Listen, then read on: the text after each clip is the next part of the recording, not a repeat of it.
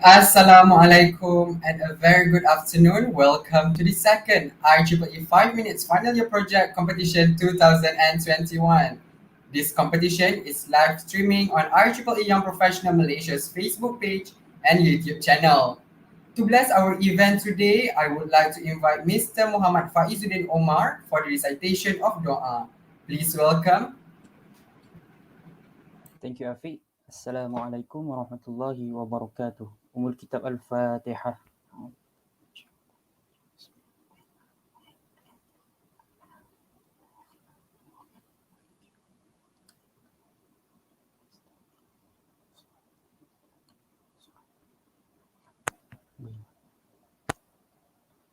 أعوذ بالله من الشيطان الرجيم. بسم الله الرحمن الرحيم. الحمد لله رب العالمين. والصلاة والسلام على أشرف الأنبياء والمرسلين سيدنا محمد وعلى آله وصحبه أجمعين. اللهم يا مقلب القلوب ثبت قلبي على دين وطاعتك يا رب العالمين. اللهم اغفر لنا ذنوبنا ولوالدينا وارحمهما كما ربياني صغيرا. اللهم إنك عفو كريم تحب العفو فاعف عنا. اللهم افتح علينا حكمتك وانشر علينا من خزائن رحمتك يا أرحم الراحمين. رب اشرح لي صدري ويسر لي أمري واحلل عقدة من لساني يفقهوا قولي. اللهم افتح علينا فتوح العارفين ورزقنا فهم النبيين وحفظ المرسلين وإلهام الملائكة المقربين في عافية يا أرحم الراحمين. اللهم نجنا في كل امتحان في الدنيا والآخرة. اللهم إنا نجعلك في نحور أعدائنا ونعوذ بك من شرورهم. اللهم بدل شملهم وفرق جمعهم وشتت كلمتهم وزلزل أقدامهم وسلط عليهم كلبا من كلابك يا قهار يا جبار يا منتقيم يا الله. اللهم يا منزل الكتاب يا مجري السحاب يا هازم الأحزاب اهزمهم وانصرنا عليهم. ربنا ظلمنا أنفسنا وإن لم تغفر لنا وترحمنا لنكونن من الخاسرين. ربنا آتنا في الدنيا حسنة وفي الآخرة حسنة وقنا عذاب النار. وصلى الله على سيدنا محمد وعلى آله وصحبه وبارك وسلم والحمد لله رب العالمين. Amin, Amin, Ya Rabbal Alamin. Thank you, Mr. Muhammad Faizuddin, for the recitation. Ladies and gentlemen, the second 5 Minutes Final Year Project Competition is organized by IEEE Young Professional Malaysia in collaboration with IEEE Power and Energy Society Malaysia Chapter and the Institution of Engineering and Technology IET. This event is also supported by IEEE Young Professional and IEEE Malaysia Section ABMTT Joint Chapter. The 5 minute final year project competition is open to all undergraduate students, diploma and bachelor level, in the fields of engineering, computer science, and information technology. Participating students are recent graduates of 2021 or final year student that just started their FYP. The aims of the competition are to introduce the importance of science communication and to create an opportunity for graduates to cultivate the effectiveness of research and science communication skills. For today's event, we will begin by welcoming remarks by the Technical Program Chair of the second IEEE 5 Minutes Competition 2021, followed by the opening speech by IEEE Malaysia Section Chair. At 2:50 p.m., we will be having a montage video on the previous IEEE 5 Minutes competition and welcoming of the second IEEE 5 Minutes competition 2021 Grand Finale judges. The first session for the 5 Minutes Finale project will begin at 3 p.m. with 5 contestants will be presenting their project.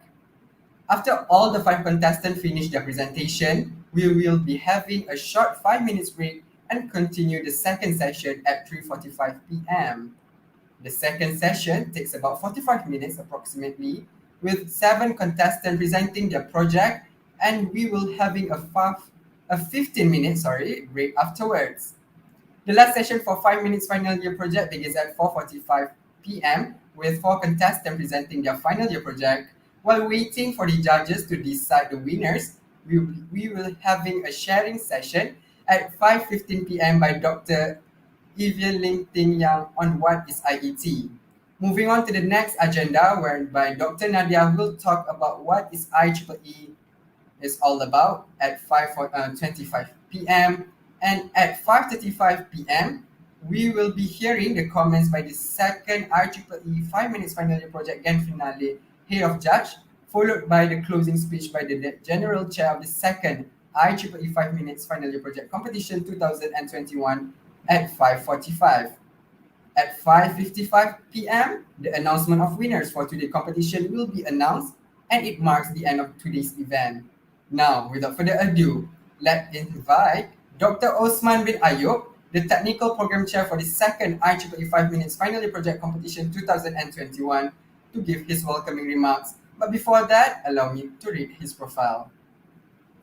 Dr. Osman bin Ayub is a senior lecturer in School of Electrical Engineering, Faculty of Engineering, University Technology, Malaysia. He received his PhD in Electrical Engineering in 2016, Master of Philosophy in Electrical in 2010, and Bachelor degree in Electrical Engineering Telecommunication in 2007 from University Technology, Malaysia. He has been actively involved in IEEE by becoming an IEEE member in 2007 and has been appointed as ExCom for IEEE Young Professional from year 2017 to year 2021. He is also a member of IEEE AP MTT EMC chapter. Now, without further ado, please welcome Dr. Osman bin Ayub to the stage. Thank you, Mr. MC Afiq Basir, for the introduction. Assalamualaikum and very good afternoon. My most gratitude to our guest of honor, Associate Professor Engineer Dr. Muhammad Fauzi bin Abdullah, Chair of IEEE Malaysia, the respective judges, all committees, finalists, and all the viewers. Welcome to the grand final of second IEEE 5-minute FYP. First of all, I would like to express my greatest thanks and congratulations for all the second IEEE 5-minute FYP committee for your contributing your time and energy to ensure the program success. For all participants, I believe all of you gain a lot of information and experience through the grooming session as well as the final competition itself. I'm very excited. I cannot wait to see the project pitching by all the finalists. To all the participants, congratulations again for moving towards the final. I wish you all the best. Be calm and enjoy. Thank you very much. Thank you, Dr. Osman bin Ayub, for the welcoming remarks. Next, we will invite our guest of honor to officiate this competition, Associate Professor Engineer Dr. Mat Fauzi Abdullah, Chair of IEEE's Malaysia section, to give his opening speech. But before that, allow me to read his profile. Associate Professor Engineer Dr. Mat Fauzi Abdullah is an Associate Professor at the School of Electrical Engineering, Faculty of Engineering, University Technology, Malaysia. He is currently the Director at the Centre of Electrical Energy System, Institute of Future Energy, University Technology, Malaysia. He is a Chartered Engineer registered with the Engineering Council, United Kingdom, a Professional Engineer registered with the Board of Engineers, Malaysia, and a Certified Energy Manager registered with the Energy Scheme Management. Currently, he is the chair for the Institute of Electrical and Electronics Engineers IEEE Malaysia section for the year 2021 and 2022. Please welcome Associate Professor Engineer Dr. Mat Fauzi Abdullah. Okay, thank you, Mr. Afiq, the Master of Ceremony for today's event. The Honorables, Dr. Harun Rashid, the General Chair for second IEEE final 5 minutes final year project to competition 2021. Dr. Osman Ayub, the Technical Chair for the competition. Also, the honorable judges for today's event, IR Amir Farid Abdul Majid, okay, from the Chairman of IET Malaysia. Dr. Ashwarya Bandla from National University of Singapore, representing IEEE Singapore section. Dr. Nur Fatimah Thani from University Kebangsaan Malaysia. Mr. Muhammad Hussein Saleh Muhammad Haram, okay, the student rep for IEEE Malaysia from MMU. The organizing committee of second IEEE 5 minutes final year project competition 2021. and also all the participants. Okay, the finalists for this competition. Assalamualaikum warahmatullahi wabarakatuh, and a very good morning to all of you. First of all, I would like to welcome everyone. Okay, and also I would like to express my appreciation to the organizing committee for inviting me to this wonderful event. Okay, so this is the second year. Okay, of this kind of event. Okay, I think this is become a flagship competition. Okay, the 5 minute competition in the field of electrical electronic engineering. I believe this has become some trademark of IEEE young professional event.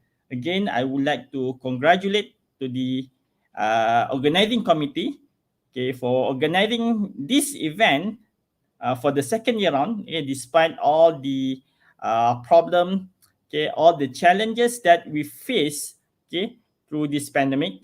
Still, okay, this event can be conducted, okay, successfully, okay, because I've been told that, okay, this is the third round. Okay, we originally we have more than 80 participants, okay, taking part in this competition. And today we will have around 15 participants, okay, the finalists, okay, for this event that will present the work. Okay, again, it shows that the commitment, okay, and hard work given by the committees for this event. Again, on behalf of IEEE Malaysia, I would like to express our appreciation to the committee. Okay, this event will not be successful without the effort given by all volunteers, all the IEEE volunteers for this event.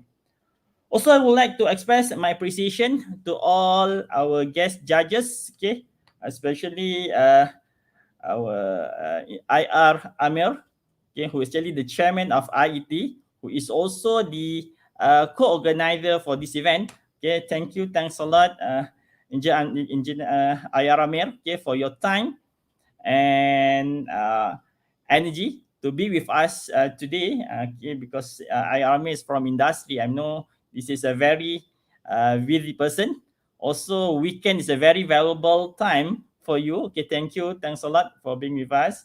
Same goes to Dr. Ashwarya Bandla, okay, from IEEE Singapore section. Okay, thank you for being with us today. Also, Dr. Fatimah Tani from UKM, and also Mr. Muhammad Hussein Saleh. Okay, thanks a lot. Thank you for your time to support our program. Okay. Right. So, ladies and gentlemen, okay, I think this event is a very wonderful. Which is very timely and also very important. Okay, because we have all other FYP competition. Okay, like at national level. Okay, in which we organize with many chapters. But this is a 5 minute FYP competition. This is something special. Okay, right. So as you as a student or maybe young professionals, okay, having a good skills, technical skills is not everything. Okay, you must able to deliver. You must able to deliver your work. So because if you the only one who understand your work, okay, without able to convince other people, it become wasted. So this is a very important communication skills. Even in engineering field, is a very important. Okay, not only you must master your work, you must also master in convincing people, in conveying your knowledge. So this is actually the purpose. Okay, right. So people talk about their why 5 minutes. Okay, so there's actually people says that if people in industry or in the corporate world, okay, they says that if you cannot convince your work in 5 minutes, okay, people will not listen to you. So this is actually the purpose, okay, of this competition. Okay, not only to inculcate these skills to all our young professionals, okay, but also to make sure that all our young professional can actually develop the skills, okay, develop the skills in terms of pitching, okay, in terms of convince other people, okay, on your work. So that's actually the main purpose, okay. So again, congratulates to all committee, okay, for organizing this competition. And also, I would like to express my uh, congratulations to all participants who comes this far. Okay, yeah, you are the finalists, meaning that you are the 15 best out of more than 80 people. Okay, 80 participants. Congratulations to all of you. So today will be your grand finale. Okay, so meaning that, okay, I wish you all the best. Okay, do the best for this grand finale. But again, okay, we can only have one grand winner for this. But for those who will win this grand finale, okay, congratulations to you later. But for those who didn't win, I think you still win this. Okay, I hope that you still get something out of this. Okay, the things that you learn from the 5 minute competition, you can use it for your career. So this is something that you can get out of this competition. Okay, and well, before I end my speech, for those, okay, who are not yet a member of IEEE, okay, so I would like you to I should just join IEEE. Okay, IEEE is it's not any other societies. Okay, IEEE is international professional societies. Okay, of course the headquarters in US, and in Malaysia we have more than 3,000 members. Okay, I think from the statistics we have around 1,200 members are young professionals. So basically meaning that, okay, by joining IEEE, you are actually joining a society that actually related to your field. Okay, so basically, by joining IEEE will open many opportunities for you. Okay, for example, this activity today is actually as a result of excellent work by all IEEE volunteers. Okay, you are able to network yourself and to develop your soft skills. Okay, so yeah, if you're not yet a member of IEEE, join IEEE and become a member of IEEE. Again, I would like to congratulate to the organizing committee, okay, IEEE YP Young Professional Malaysia, okay, headed by Dr. Harun Rashid, okay, for organizing this competition. Also, I would like to express my appreciation to the co-organizer, okay, IET Malaysia Network, as well as IEEE Power and Energy Society, and also appreciation to the supporter of this event, APMTT EMC Malaysia Joint Chapter. Thanks a lot. And all the organizing committee, yeah, credits to all. Okay, my deep appreciations to all the judges, okay, for volunteering your time, energy to be with us, and all the participants for today's grand finale. All the best. Good luck to all of you. Okay. With that, with lafaz Bismillahirrahmanirrahim, I hereby announce that the grand finale, the second IEEE 5 minutes final year project competition 2021 is now officially open. Thank you. Wabillahi taufiq wal hidayah. Assalamualaikum warahmatullahi wabarakatuh. Over to you, Mr. Afiq. Thank you, Associate Professor Engineer Dr. Mapauzi Abdullah, for the opening speech and officiating the competition. Ladies and gentlemen, let's watch a montage video of the very first IEEE 5 minutes final year project competition, which was held just last year.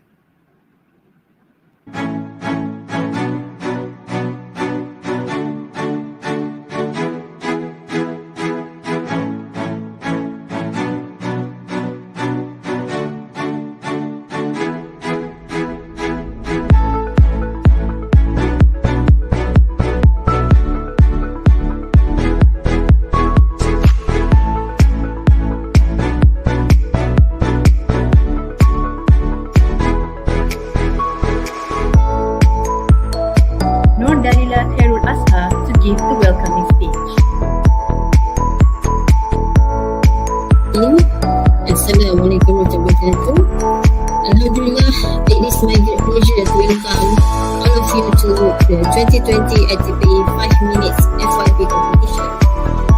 Okay, for the next participant is Karul Amar bin Khalil Azlan from University of Here to convey a message. Audiences prefer watching a video rather than reading. So, if you want to convey a message, creating a video is the most efficient way to do it. Application of deep neural network in obstacle identification. Foreign objects in the way of the local At objects. poor to zero air ventilation, they trap unnecessary heat, which can transfer into our living from SSNA Power Consultancy, followed by Mr. Muhammad Asrul bin Muhammad Shahid Ali from Petroleum National Berhad, Dr. Aida Mustafa from UPHM, and our final judge is Dr. Bazila A. Tadiq from UniKL. For today's competition, our government also had 150 million ringgit. They had been relying on fossil fuels too much, and currently the amount of fossil fuels left in our country had been depleting significantly. What they need to do is just speak with the converter. The main component I have put is the voice recognition system, internet. Then there's also the perception that science is hard. See, education is more than just reading and listening.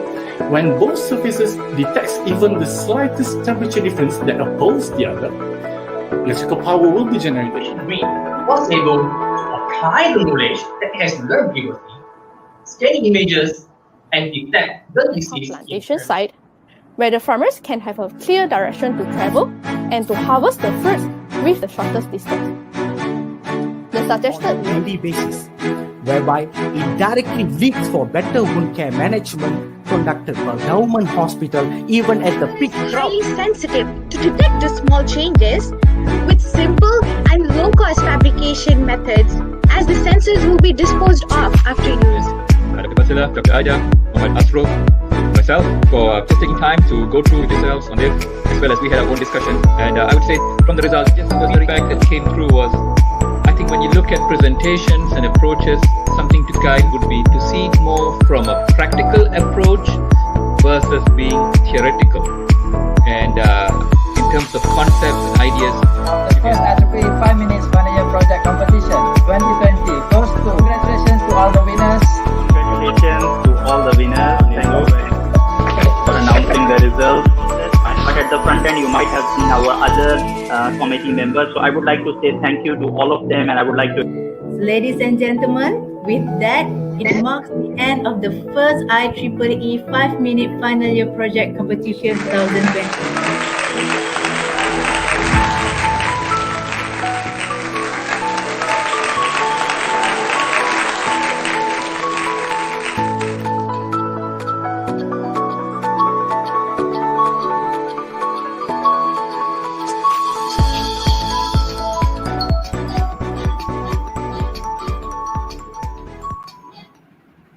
And now we are back. I am sure our audiences for today are very excited to see the presentation from our top 15 contestants for this year. But before that, let me introduce to you the honorable judges for today. Starting with our head judge, Engineer Amir Farid Abdul Majid.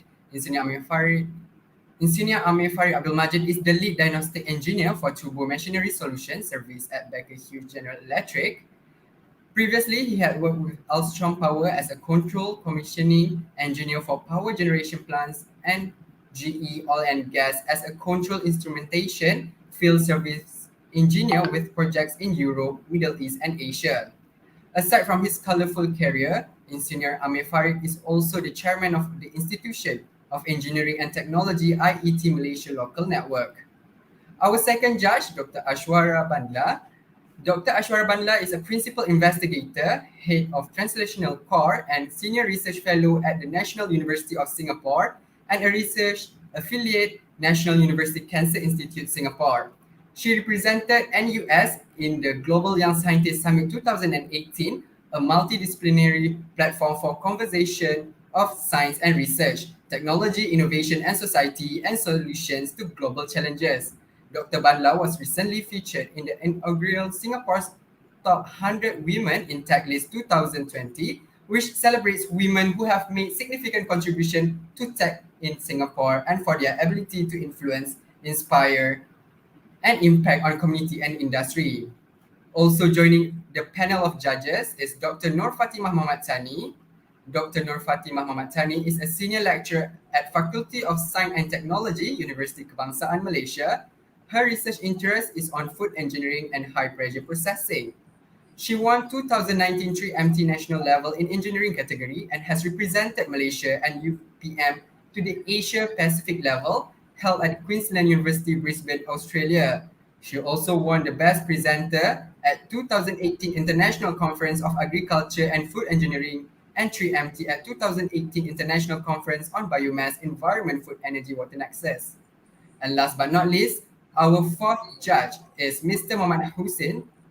Mr. Muhammad Hussein Salah Muhammad Haram is the Student Young Professional Transition Coordinator for IEEE Asia Pacific Young Professional. He is a graduate from Multimedia University in Electrical Engineering. Mr. Muhammad's active participation and impactful contribution associated with IEEE have been well recognized by winning multiple awards, including IEEE Asia Pacific SAC Outstanding Student Volunteer Award in 2019 and IEEE Richard E. Merwin Student Scholarship Award 2021. For today's competition, the champion will walk away with 1,000 ringgit Malaysia, a trophy and a certificate of award. The first runner-up will receive 700 ringgit Malaysia and certificate of award, while the second runner-up will get 500 ringgit and certificate of award. Each contestant of the second IEEE 5 minutes final year project competition 2021 will only have a maximum of 5 minutes to present. The time count will begin once the participant start his or her presentation. At the 4th minute, the timekeeper will play a bell sound.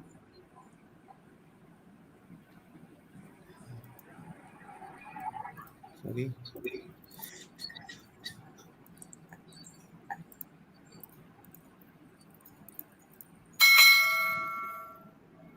Once the time enters the 5th minute, the timekeeper will play the bell sound twice.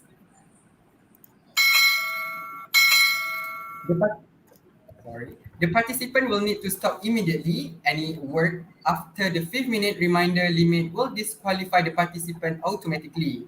Only one single static PowerPoint slide is permitted. No slide transition, animation, or movement of any description are allowed.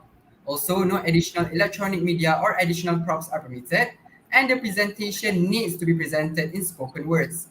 The decision made by the panel of judges will be final and no request of appeal will be entertained.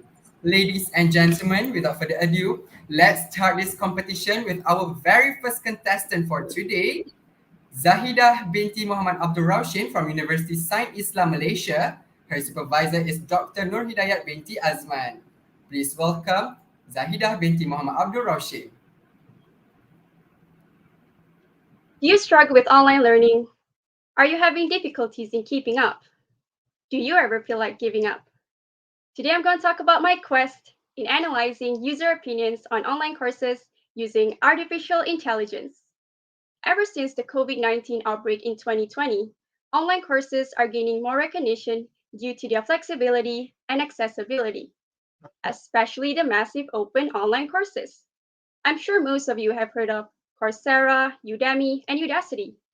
One of the main perks of these online courses is that you can now gain knowledge at any time and at anywhere, regardless of your age demographics, which is amazing. But unfortunately, the number of people who actually completed their courses is significantly lower than the number of enrollments. It was discovered that there is a rising number of student dropouts and course incompletion rates. My project intends to study how users feel about these online courses by analyzing users' posts on social media. When an end product is delivered, is it good, is it bad, or is it somewhere in the middle? Bill Gates, a well-known business magnate, once said, "Your most unhappy customers are your greatest source of learning." That's why we need to analyze users' feedback and learn their thoughts on these online courses. However, one feedback is not enough to determine the overall performance of a product, or in this case, the online courses. User 1 might think it's good, but what about user 2? And the others? To solve that mystery, we need to collect as much feedback as we can. And one of the most used platforms in today's generation is none other than social media. According to the KPIs analysis in 2021, the number of social media users worldwide is approximately 4.5 billion users. Now, that is a lot of people. My project focuses on Twitter, which is a very popular microblogging site where people share their thoughts and opinions on various topics. And what better way to get people's opinions on these online courses than using Twitter? So basically, I would extract real-time Twitter data and analyze the insights of each tweet related to the online courses. And because manual analysis is a lot of work, we automate the process by using artificial intelligence. Artificial intelligence is simply the ability of a computer program to think and learn so that it can perform a given task smartly. And one of the ways to do that is through a process called machine learning, which is the process of teaching computers how to think by giving them lots and lots of examples. Just like we humans learn from experience, computers learn from samples. Now that you know the main concepts, let's dive a bit deeper into the world of sentiment analysis. Sentiment analysis is a technique used to determine whether a given text is considered positive, negative, or even neutral. It is extremely useful to obtain insights from customers' feedback, social media monitoring, and product analysis. The first step is to clean the extracted Twitter data to make it easier to analyze. So we get rid of all the unwanted characters, leaving us nothing but a big chunk of words. And then the computer system will analyze the text data and give us the labels based on the samples we provided before. And voila! You now have your users' feedback as well as the insights. With this method, I'll be able to achieve my goal in understanding users' perceptions on online courses. By understanding the user psychology, we can provide a strong, practical reference to improve the quality of the existing information services and learning process so that the learning objectives can be achieved successfully and effectively. Thank you. Thank you, Zahida binti Muhammad Abdul Ramshin from University Sains Islam Malaysia. Moving on to the next contestant for today is Amira Shahirah binti Rizal from University Technology Malaysia. Her supervisor is Dr. Zahra binti Johari. So let's welcome Amira Shahirah binti Rizal. Everyone has phone on your hand, right? Even the 5-year students nowadays have their own gadgets. Have you ever wondered how the phones or televisions of our grandparents looks like for the past 50 years? Yes, they were very big in size and very heavy compared to ours today. Imagine you live the way of your grandparents or great-grandparents did. Seems unimaginable, right? Now, within the past 10 years, technology has evolved. Thanks to technology, it has allowed us to connect with people with ease and has made many tasks so much easier. Technology has shown no signs of stopping or even slowing down, but it almost made us wonder how people lived just 50 years ago. With technology as a major consumer of our time and also an exciting experience in our world today, are you motivated to generate something new?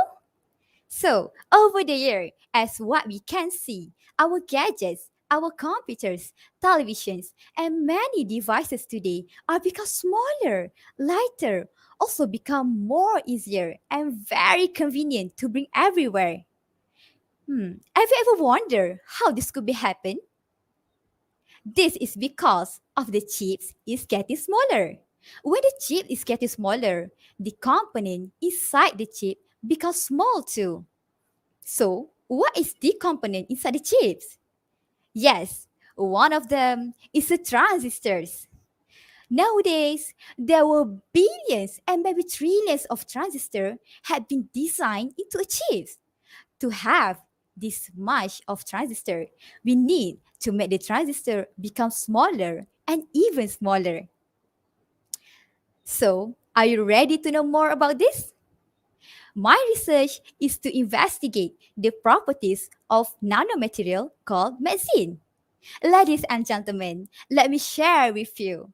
Medicines are 2D nanomaterial of transition of metacarbides and nitrides. Medicines are first experimentally used in lithium-ion batteries for energy storage.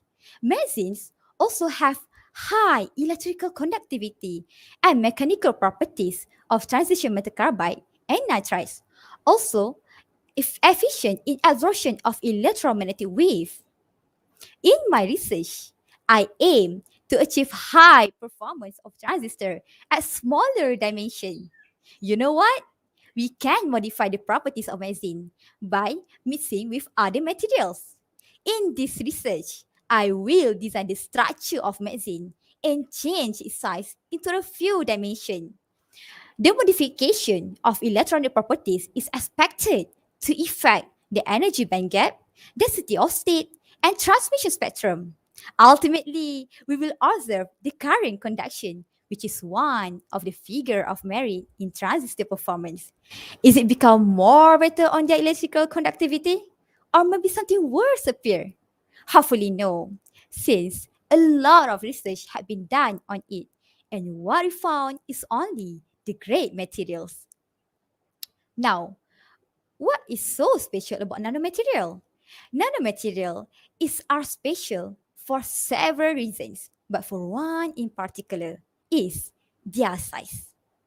Nanomaterial are up to 10,000 times smaller than the width of a human hair. And this tiny size makes them very valuable for all kinds of practical uses. As a future electrical engineer, it is my duty to contribute to the development of nanomaterial semiconductor for use in electronic devices. The outcome of this study will help engineers and scientists out there to use medicine for future innovation. So, with the great materials, of course, it will give the best results and the better performance of semiconductor devices in our future. Let's face it, technology has changed our life positively. We need technology to survive. Maybe in 2030, we can just call someone through our spectacles and see their face directly. Or maybe our computer size will be as small as our phone's lid. Who knows? So, are you ready to change the world? It's better now than ever. Thank you. Thank you, Amira Shahira binti Rizal from University of Technology, Malaysia.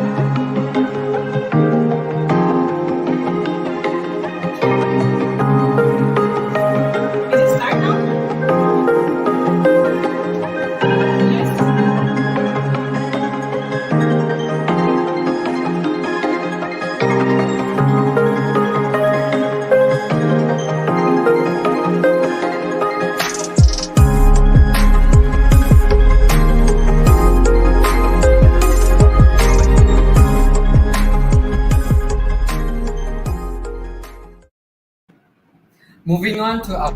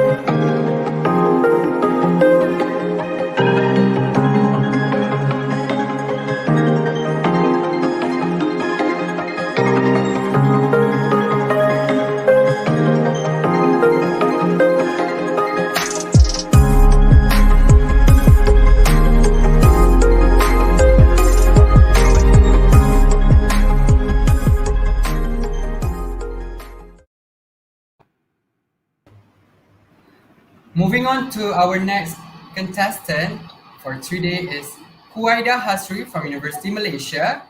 Her supervisor is Dr. Nur Akmal Muhammad Yahya. Now, without further ado, let's invite Huwaida Hasri. Please welcome. Forgot to check out on my Sejahtera, woman miss flight. This was from a recent article on 21st November 2021. Ladies and gentlemen, we live in an era where contact tracing is vital.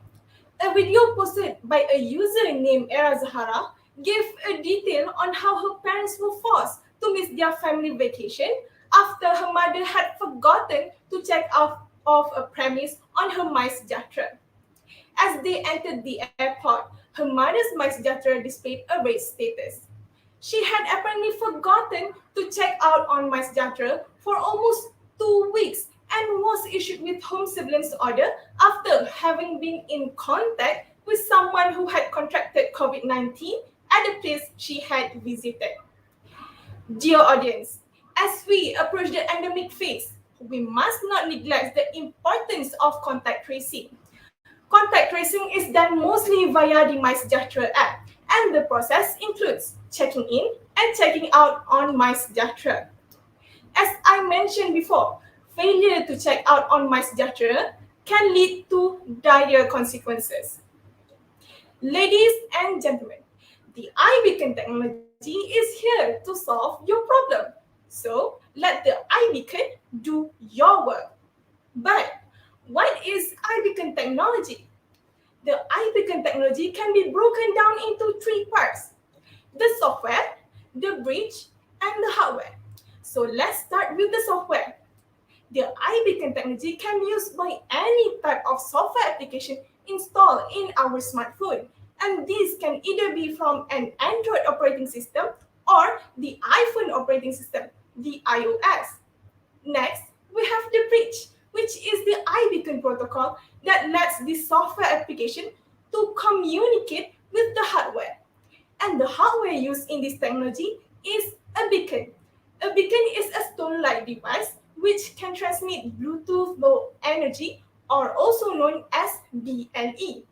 And each beacon will have a unique identifier that can be used in the identification process in the software application.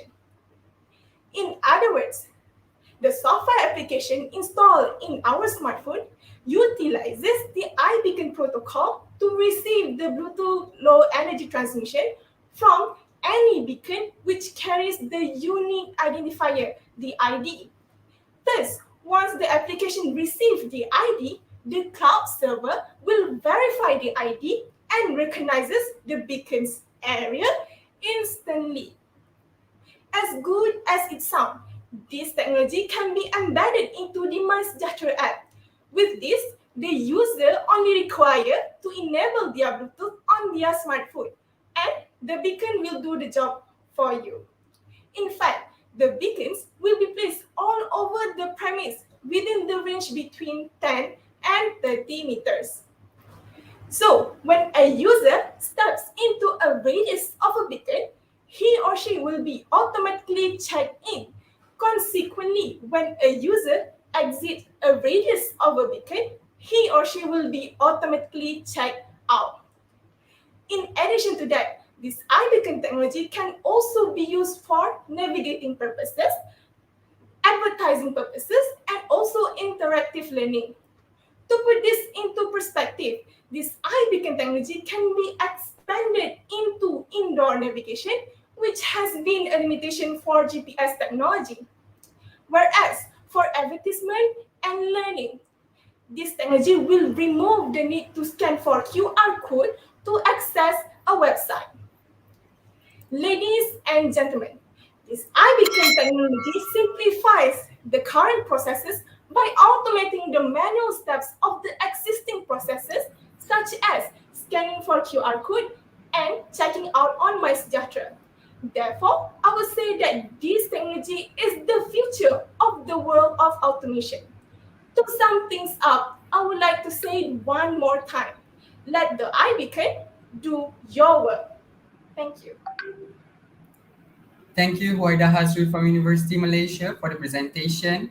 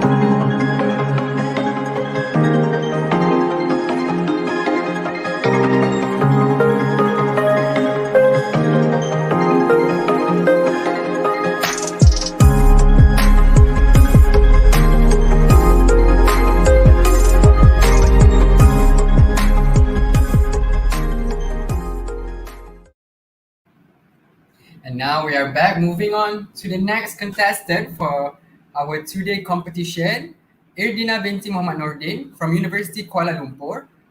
Her supervisor is Jessifa Joanna binti Muhammad Sufyan. Without further ado, let's invite Irdina binti Muhammad Nordin. As we all know, we currently living with a tremendous pandemic known as COVID-19 or coronavirus. Coronavirus is a group of viruses that cause disease with some respiratory system and rapidly spreading among humans. School closure in response to the COVID-19 pandemic have shed light on a number of issues affecting educational success.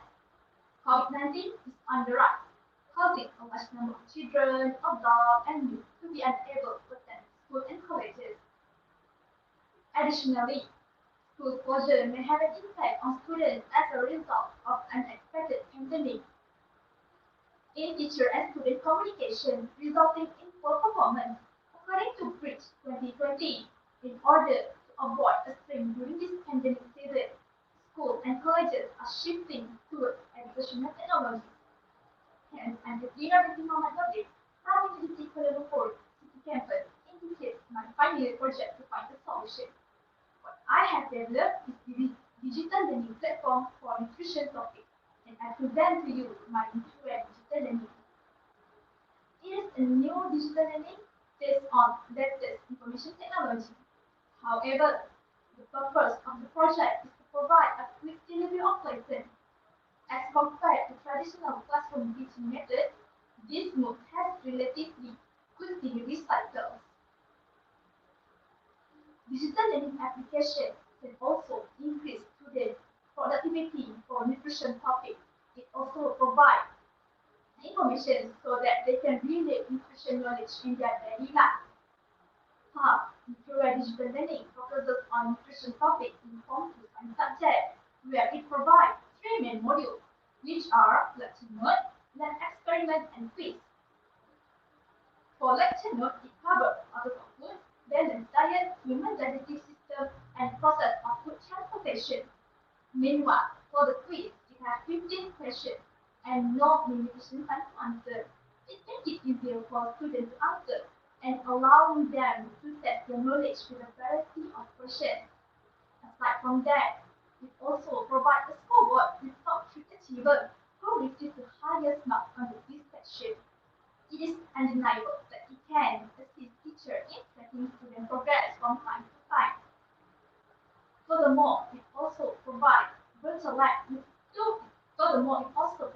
two virtual labs, which are present of starch, glucose, protein, and fat, as well as absorption of glucose through breathing tube. To begin the virtual lab, students must select the appropriate equipment at every page, test the character to fat students and prevent them from making a mistake during the session. Students can also see the experiment observation and differentiate each experiment that has been tried. By having digital learning platform, my core is to assist secondary school students and teachers, allowing them to communicate as they once did. As I think they do deserve an effective and innovative educational step to go through this pandemic era, and ensuring that educational system does not collapse no matter what happens. That's all on my side. Thank you. Thank you, Irdina binti Muhammad Nordin from University Kuala Lumpur.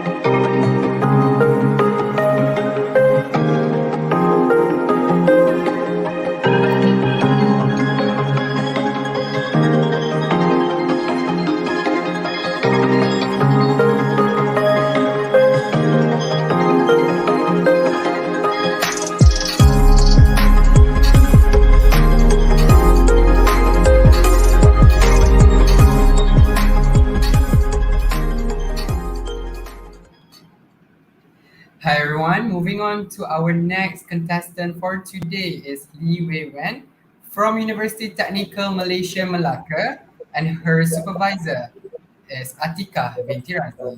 Without further ado, let's invite Lee Wei Wen. Why do we need to look for other resources that can supply energy? Do you know that fossil fuel is the primary source for electricity generation in Malaysia? According to the data from the National Energy Balance 2018, usage of fossil fuel is up to 93%, whereas renewable energy only accounted a small proportion, which is 7% for electricity generation. Why? Because majority of our system, such as transportation, infrastructure, and production system, are totally dependent on fossil fuel.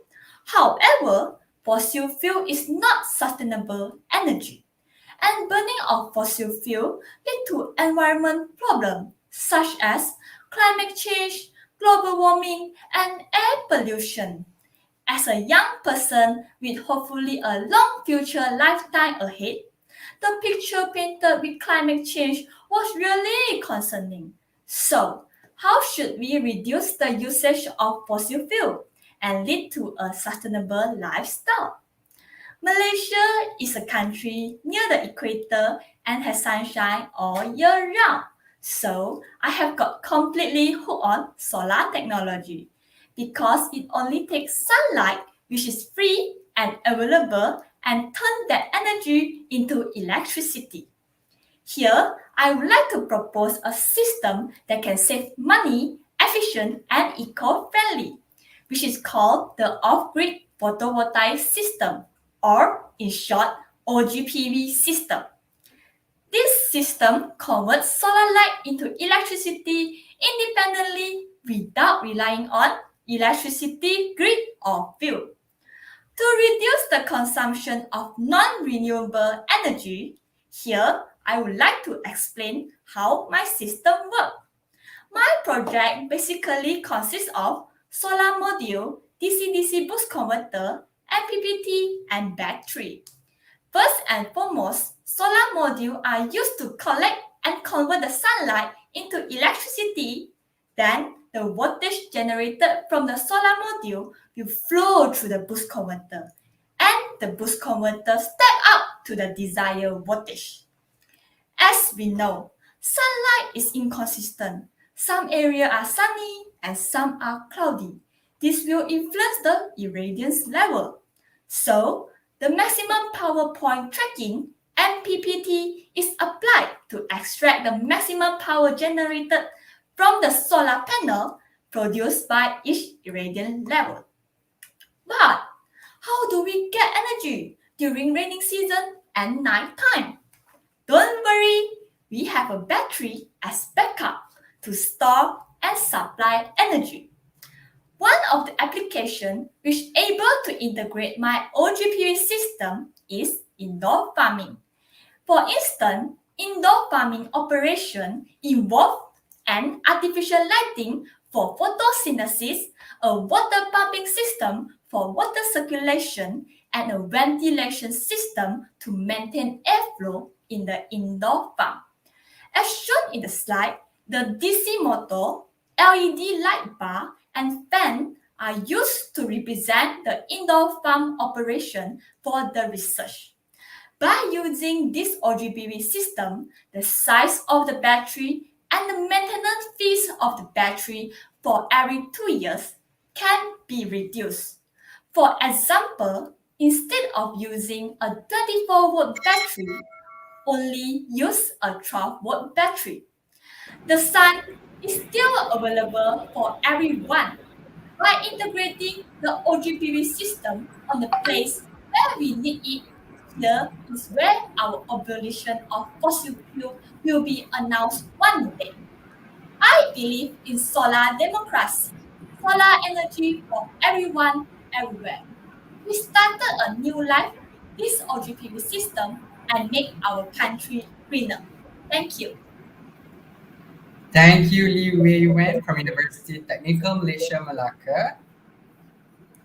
Ladies and gentlemen, before we proceed with the next contestant, we will take a 5-minute break. Do enjoy our montage video prepared by the committee.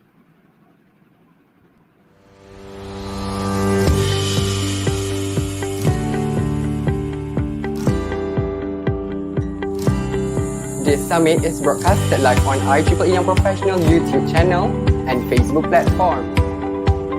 Thank you so much, Hafiz.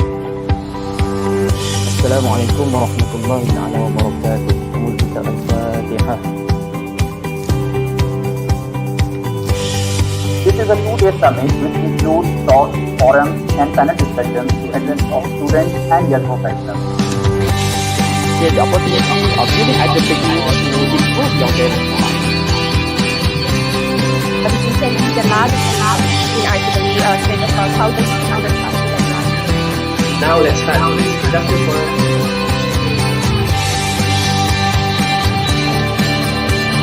So you must know that the material aspect of our robot must be biologically friendly. There is a lot of societal problems that only electrical engineers in this field can solve. Yeah, it can be used in any application. So, for example, the downstream, upstream to the downstream. welcome to my session. Okay, I'm going to deliver about resume writing. Thank you for the interview. Okay, so from Malaysia, from outside of Malaysia, especially from Region 10, welcome to this career workshop. So today, I will be talking about IEEE website. This is fairly new website, mostly emailed about the newsletter, and then for job seekers, which is what we are here for, and then we have for employers. Some of the main platform that Assalamualaikum warahmatullahi wabarakatuh. So that is if you have the normal good, right? So these feedback will be counted as attendance. Alright, that's good. Alright, first of all, thank you so much to IEEE organizing committee. Congratulations, Amijan, Hamja. Many technology and innovation ideas, but it's important to highlight and engage in sustainable development vision. So this material, it is a sp2 hybrid carbon that is arranged in honeycomb structure, and because of the structure, it is able to give rise to very interesting physical, chemical properties.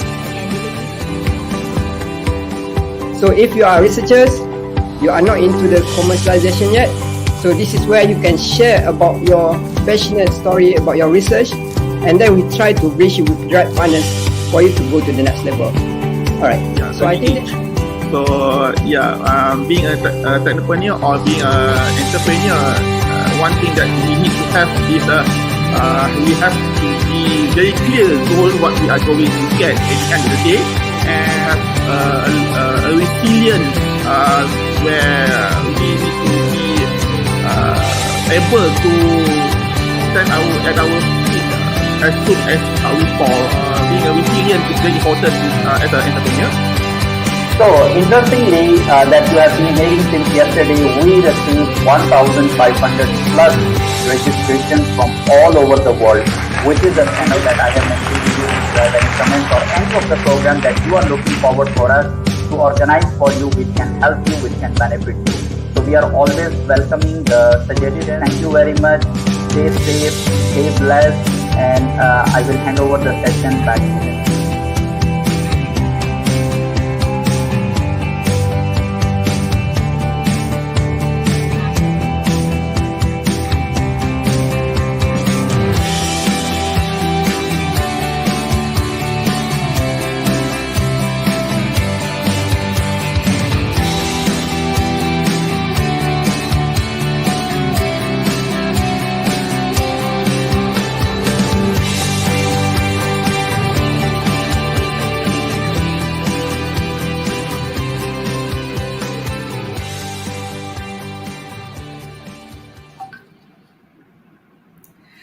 Ladies and gentlemen, welcome back to the second IEEE 5 Minutes Final Year Project Competition 2021.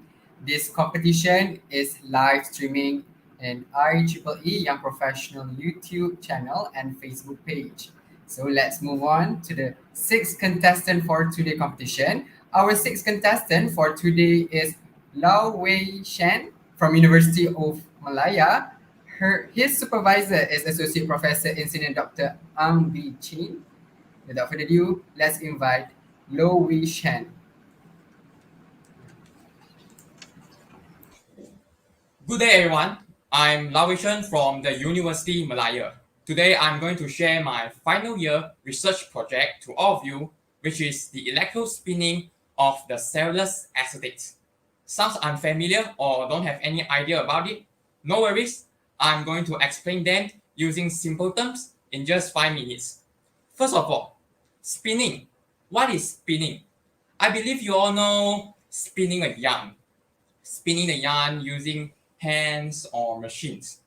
Or let's think about the cotton candy store in the theme park that you have visited. The store owner is going to spin the sugar floss from the sugar solutions and collect it using a stick. That's a spinning. Then you may ask me, what's the importance and what's the point for me to research this kind of simple stuff? Let me tell you. I'm going to use the modified version of this to create or fabricate or produce a kind of fiber or material that can be implanted into the human body for treatment purpose, especially at the injured part. And this thing is going to speed up the recovery, shorten the treatment time. And now, let me tell you the story behind. First, what's the difference between my kind of spinning and those spinnings that I have mentioned just now? In my spinning, I'm going to use what is so-called electrospinning. And there's a combination of spinning and electrostatic force. What is electrostatic force? You may ask me. Let me tell you. I believe you have tried to scrub a ruler for a while. What you can do with the ruler later? You can use that ruler to attract some small pieces of papers on the table, right? That is the electrostatic force. In my spinning, I'm going to use the enlarged version of this force. Means that I'm going to magnify this force to help me to produce a very, very thin and fine fiber that normal hands and machines couldn't do so. How thin is it? Think about your hair. It's going to be 1,000 times thinner than your hair. Or look at the right side of the picture. The fiber mat is just as thin as the human muscle fiber, especially the bone muscle fiber, right, in the picture. So the thinness of the fiber is to ensure that the fiber can be compatible with our human muscle. And this fiber is something like a carrier. It is going to carry some kind of medicines and supplements such as vitamins and will be released into our body, which will speed up the recovery. Then here comes to another point of my research, the degradations.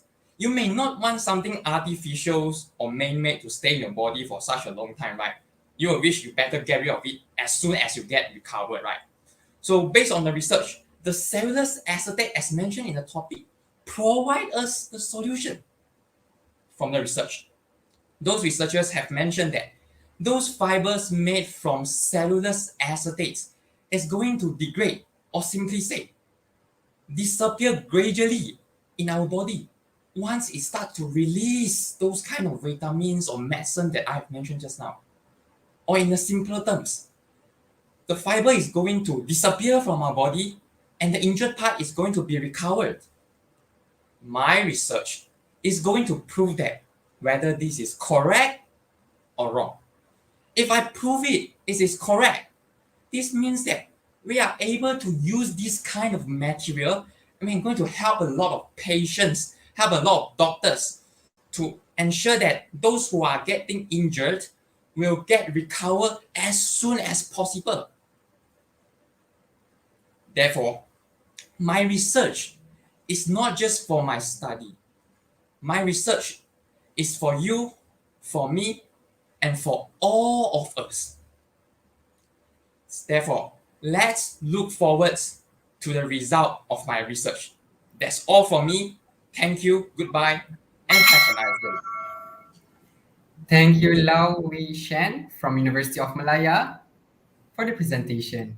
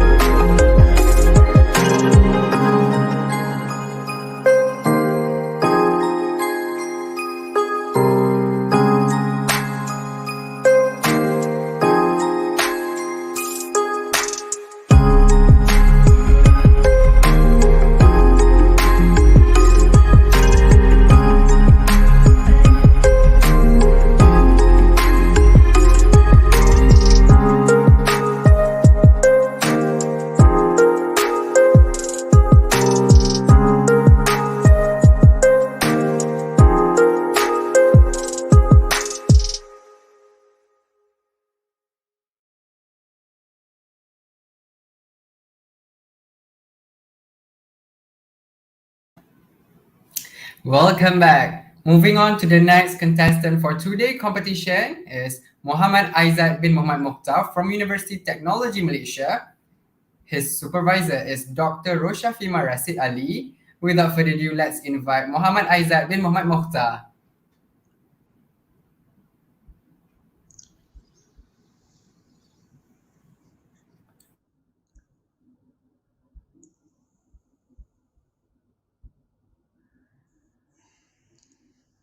Every day, after we have a nice morning shower, we wear our clothes. We wear our clothes that we decided yesterday.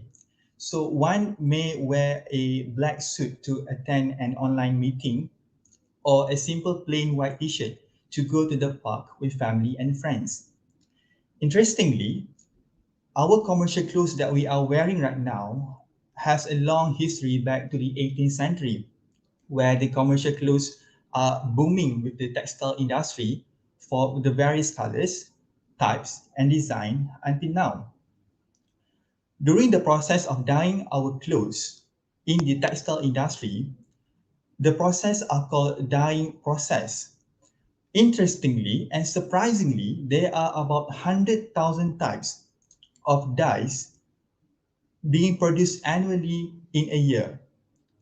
The usage of the dye itself has not been only for the textile industry or the fabric industry, but also for the leather and also the plastic industry to color their product. But the problem is that during the process of dyeing our clothes in the factory itself, they just release the wastewater of dye to the water sources without being treated properly. So just imagine you got 100,000 types of dyes mixing in our river, sea, or any water sources and become water pollution. Or you can just simply imagine a concentrated red syrup water that we love to drink, and it is exactly the same. So the aquatic life is the most affected organism since they are highly depends on the oxygen and sunlight penetration. We as human also affected to this problem, especially that are highly depends on sea and river as their main source of income, such as fishermen. But the point is, why is that at the first place, these dye wastewater are not being treated properly from the factory itself? Well, to start off, the dye itself is a very complex and a big chemical structure compound, and the conventional wastewater treatment are very selective towards the pollutant itself, which means that certain dye can be treated while other dye cannot be treated, and it is a very big problem. And the process itself is very complex with a long chain process, and it is very time consuming to remove all the dye wastewater from the factory itself. So that's why the dye wastewater are not being treated properly from the first place by the factory itself. So in my research, I had developed a material which act as adsorbent to absorb all the way the colored dye. So it is very simple and similar like a sponge that we can find at our home. So a normal sponge works as to absorb the dish soap for dishes in the kitchen, but for my super sponge, it is to absorb all the colored dye to get a better water properties. So this is contributed from the high porous structure of my material to act as an adsorbent compared to a non-porous material. To make it simpler, you can just differentiate between a sponge and also a plastic. A plastic is a non-porous material which cannot absorb water compared to a sponge. And then, to know the true potential of my super sponge, it is being tested with several indicators to make sure that it is very powerful. The first one is the contact time between the super sponge itself and the dye solution to know how long does it takes for my super sponge to absorb all the colored dye. The second one is to measure the mass of the sponge to know how much is needed for the super sponge to absorb all the colored dye away. And then it is being tested with several different types of dyes to know the super sponge, to know that my super sponge is not is not selective towards the pollutants. So in the end, my super sponge can absorb all the colored dye away better from other absorbent. So next time when in the morning when you want to wear your clothes, you don't have to worry if you have to pollute the water, because my super sponge is here to help. Objective create. Thank you. Thank you, Muhammad Aizat bin Muhammad Mokhtar from University Technology Malaysia.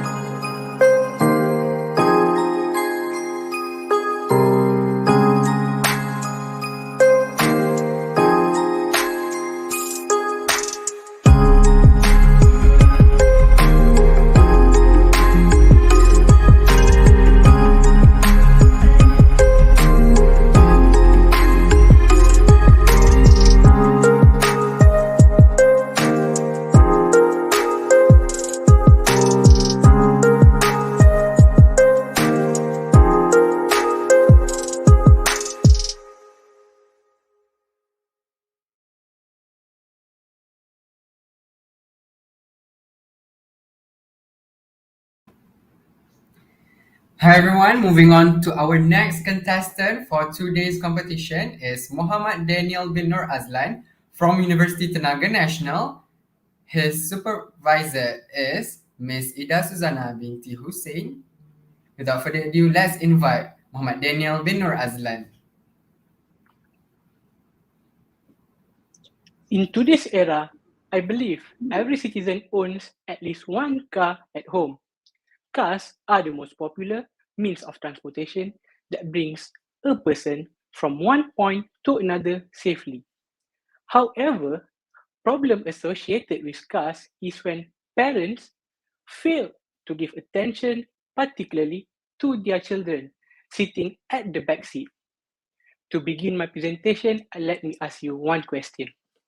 Have you ever heard of a fatal incident involving children left in a car unattended? I am sure all of you can relate to this issue, as there have been many reported cases happening in Malaysia as being reported in our local news. When passers-by notice this incident and wanted to help, they are helpless because the doors are locked. According to the parents, this situation happened mainly because the children were sleeping peacefully in the back seat. And to make it worse, they forgot to check on their children when they leave their car. As soon as they returned, it was already too late, as the temperature would probably rise high enough to cause the children to experience heat stroke, or also known as hypothermia. Heat stroke can cause a catastrophic effect to every human being, especially to children aged below than 9 years old. This is because they have different heat tolerance as compared to adults. Their bodies may not have fully developed yet, with the ability to cool down. Here's a fun fact. Children who are trapped in a car in an untended vehicle without proper ventilation usually succumb to hypothermia as the body heats up 3 to 5 times faster and higher than a normal adult's body. A prolonged exposure under this extreme condition may also cause suffocation. This situation can be considered as carelessness among parents, and this situation is best described by forgotten baby syndrome. This would mean parents easily lose awareness of their children whenever they go out. There is also another situation whereby parents purposely leave their children in the car. Let me give you one example. When the parents want to get some stuff from a store and they thought that they can come back in few minutes. Now think again. Do you think they're able to do that? Obviously no. Then they start to panic. So how can we avoid this situation from happening again and again? That's right, by using sensors. So when someone is in the car, these sensors will be triggered easily, and while at the same time, it will send a text message to a registered number, which is usually to the parents or the caretakers. So the text message will display a warning message indicating that the children were in there. Then the parents will know that they have unintentionally left their children unattended in the car, and this will allow them to rush back to the car back in time. So by having this device installed in the car, I anticipate that there will be a significant reduction in fatality cases involving children trapped in a car. To end my presentation, I would like to give a gentle reminder to all parents. Allow few inches of openings for air circulation and never ever attempt to leave their children alone in the car to prevent this incident from happening again in the future. Till then, thank you. Thank you, Muhammad Daniel bin Nur Azlan from University Tenaga Nasional for the presentation.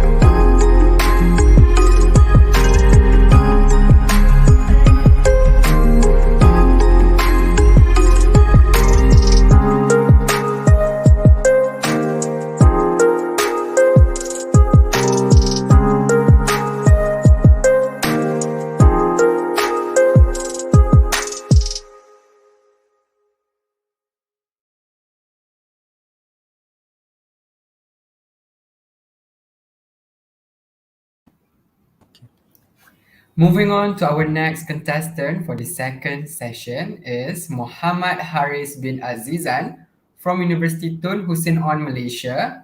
His supervisor is technologist Dr. Amir Shafiq bin Sadun. Without further ado, let's invite Muhammad Haris Azizan.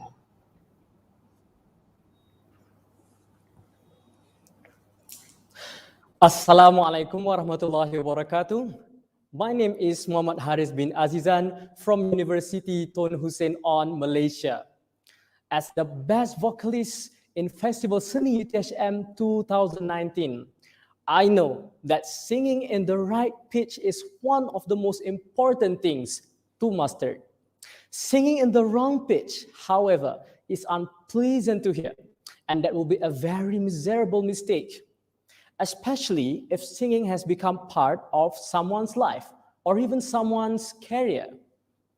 Learning and teaching how to sing has always been a challenge, as it is one kind of knowledge that hardly shown by visual and cannot be written into books as a reference.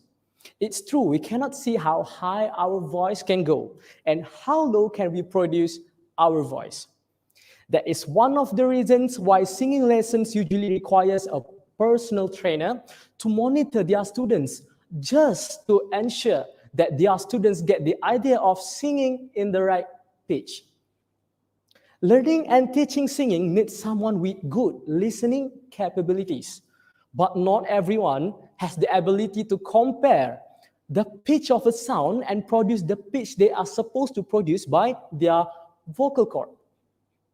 So here I am, I would like to present about my project called Singing Pitch Guide for Multiple Voice Pitch Offset Detector. The idea of this project is to measure our voice pitch or voice key, whether we are singing in key C or D or F or even higher. The key I mentioned just now is the musical key involved in singing. If you are familiar with music notes, you must heard about people learn how to sing with do, re, mi, fa, sol, la, ti, do, for example. So what is it for? You can hear that as soon as I move from do to re to mi until I reach do, my voice key get higher and higher. So my project is used to train people to make people familiar to the ascending order of the voice key. The way how this will work is by using LabVIEW. First, a dynamic microphone will be used as a sensor to capture our voice, and LabVIEW will measure the voice frequency that we produce. So by knowing the frequency of the music key for key involved in musical studies, I developed a program to show whether the voice frequency we produce match with the frequency of the musical key. The best part of this is we are measuring voice pitch or voice frequency. So we are not forced to only use do, re, mi, fa, sol, la, ti, do as our music key guide. We can also use other words such as my name, for example. I can still do something like Muhammad Haris. I know it may sound funny, but the truth is it still works. And the program will still be able to measure my voice frequency, no matter what word we choose to sing. Every time our voice frequency match the music key in ascending order, an LED will light up as an indicator that our voice is within the range. If we repeat the process more and more, then we'll be able to get familiar with the sounds of all the music key order according to what we have trained. I make a scoring system in the program as well, using a percentage of 100. For example, if you hit 5 out of 7 key correctly, the system will show your mark as 71%. The scoring system will then be stored in Microsoft Excel, so we can keep track of our progress day by day as soon as we start to practice. I strongly believe that this will definitely improve our singing capabilities as we get to know more about our own voice. Let's learn to sing the right way. Thank you. Thank you, Muhammad Haris bin Azizan from University Tun Hussein on Malaysia.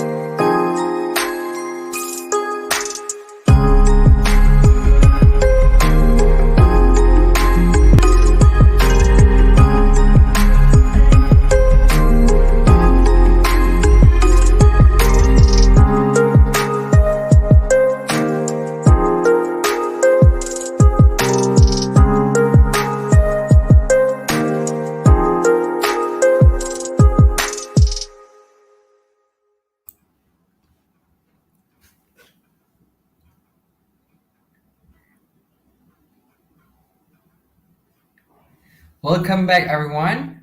I would like to remind everyone that our competition today is live streaming on IEEE Young Professional YouTube channel and Facebook page. Thus, whoever watching outside there, please drop some comments and love to show your support.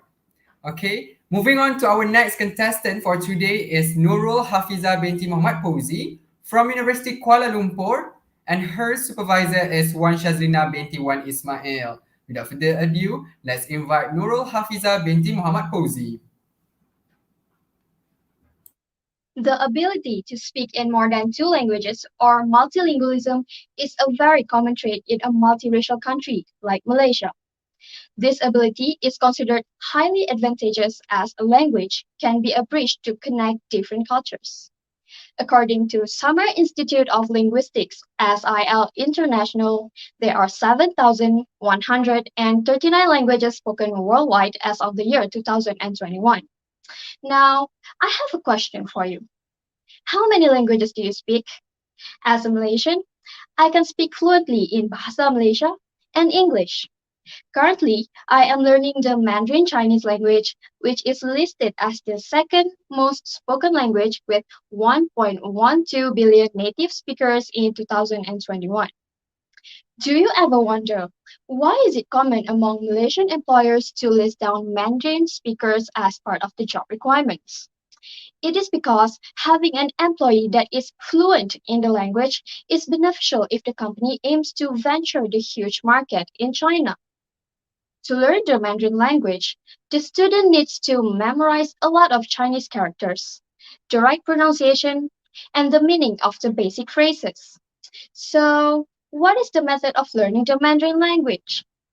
The most common and effective method is, of course, enrolling into a class where a native speaker would teach you the language. Another method would be self-learning using online courses which are available on the internet or installing a mobile application into your smartphone. The method of learning using a mobile application is mostly preferred nowadays because 1. It is free, and 2. It provides an interactive and flexible learning. But do you know, the inclusion of augmented reality feature in the learning material is also effective to enhance the student's experience in learning a new language. For your information, augmented reality, or AR, is the technology that combines the real world and the virtual world together, just like Instagram or Snapchat filters. The same concept applies to my final year project, Easy YU application, which will be developed by using Unity 3D software and Vuforia. This application uses marker-based AR, which requires the user to have a target image such as a book, so that when they scan a page in the book using the AR camera, a virtual object would appear on top of the image, which they can see through the screen of their smartphone. The Easy YU application will provide lessons to aid the users in learning some basic Mandarin phrases such as greetings, telling time and dates, and even the basic WH questions. Besides that, the users will learn the proper way to write the Chinese characters by using this application. All of these lessons will be accompanied by interactive multimedia elements such as graphics, audio, and AR feature that will be displayed in the form of a virtual 3D animation. The users can interact with a virtual object by clicking the buttons that will allow them to resize or rotate the virtual objects. Isn't that interesting? The interactivity provided by the Easy YU application will not only foster the learning process and encourage the students' motivation, but it will also be beneficial for students to enhance their understanding of the Mandarin language. I also believe that by allowing the students to freely engage and interact with the learning material is helpful to retain their knowledge longer than the typical studying method, hence giving them the confidence to speak in the Mandarin language as their additional language. My name is Nurul Hafiza and I thank you for listening. Thank you, Nurul Hafiza binti Muhammad Fauzi from University Kuala Lumpur.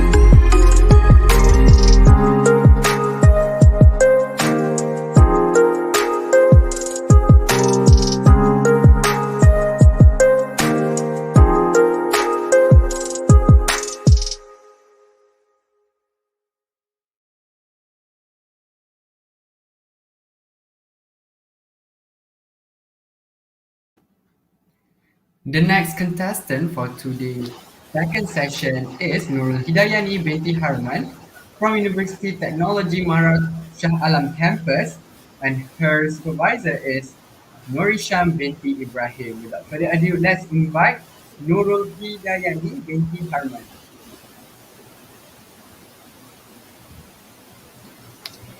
Assalamualaikum and good day to all of you. Did you know when cement and water react, it will produce heat? This process is called as exothermic reaction, where the energy is released in the form of heat or light.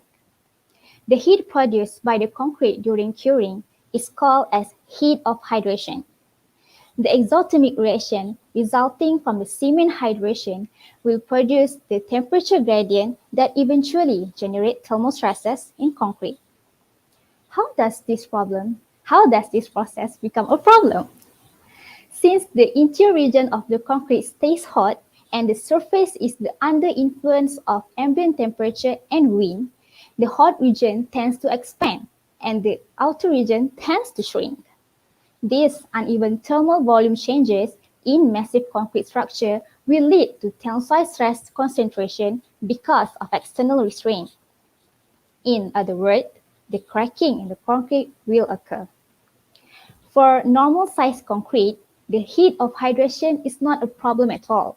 However, for massive concrete structure, it becomes the major problem that we must control due to the huge amount of heat released during the hydration. Therefore, this problem becomes at most important at the stage of construction, especially involving massive concrete structure. Thus, it is evident that a methodology for a determination of temperature and stress distribution as to check its compliance with respect to standard is a demand for civil engineers. There are two ways to determine the temperature distribution in concrete. The first one is the traditional method, where the mixing and casting are being done on site. And the second one is the advanced method, which is my project that using any software such as VUSAS, ANSYS, StatPro, or Abacus to create the finite element analysis for temperature distribution in concrete. The conventional method requires a lot of manpower to do the mixing and casting on site.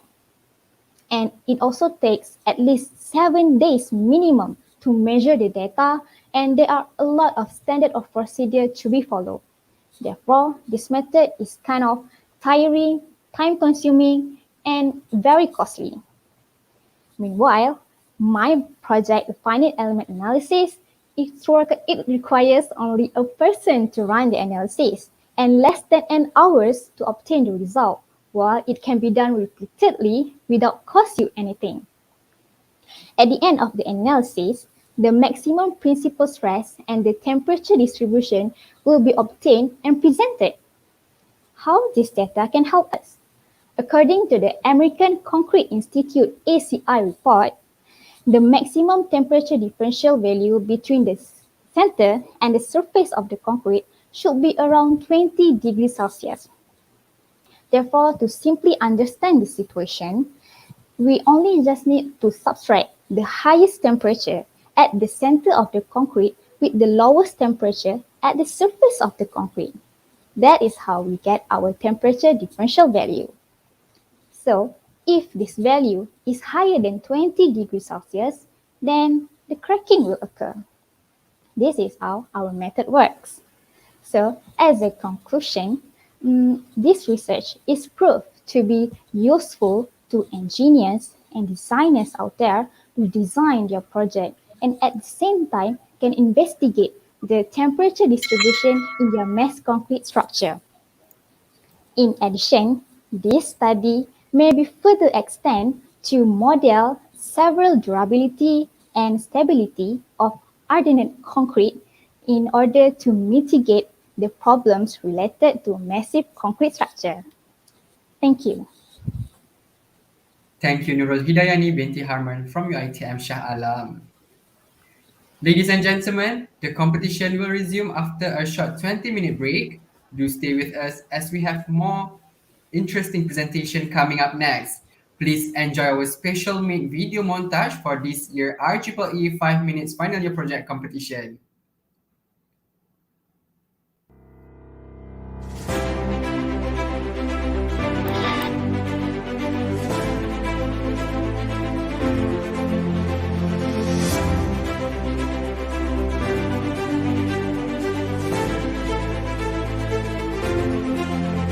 Because this students' academic, presentation and research performance potential field, and to train, educate, and groom the participants. Idea within 5 minutes to non-technical audience. For example, your friend. So in this one slide, everything, whatever is there, you just put it in one slide. Just this random makcik, would you just sit next to me and I'll say, oh, terima kasih makcik. This makcik said in English. All the while I've been making this, but I didn't know that it's science behind it. So that people will listen to you and how to deliver a presentation. Fresh, delicious, glass of chicken juice. Get that. So the session today is called How to Write a Keynote. Your title to contain the word strokes.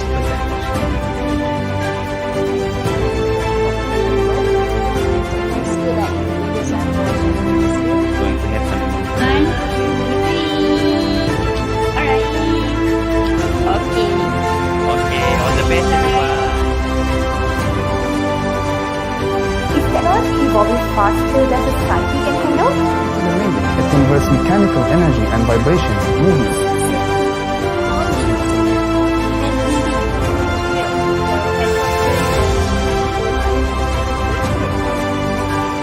Organisms and their inside.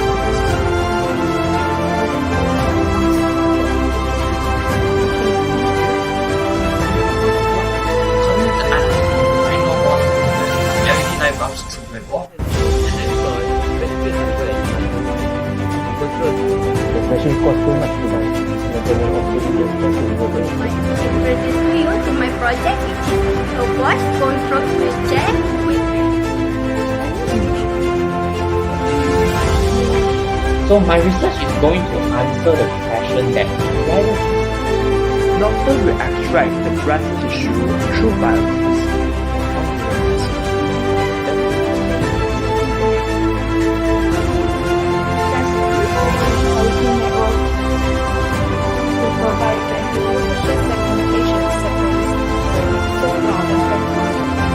This research manufactured iron oxide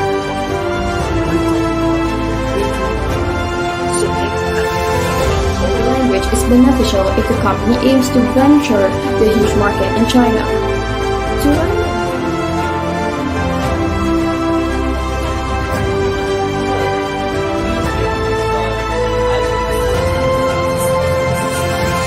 Semi-immersive VR and full-immersive VR. The most advanced the model architecture is based on mobile inverter of the off-grid photovoltaic system. and what can give the best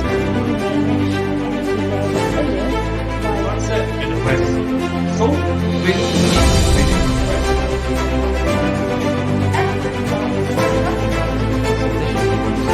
As someone continuing back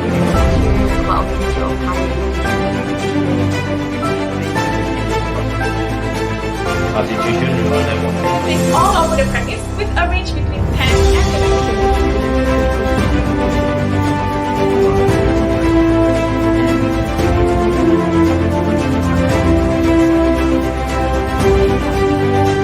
into the substation, which we can actually retrieve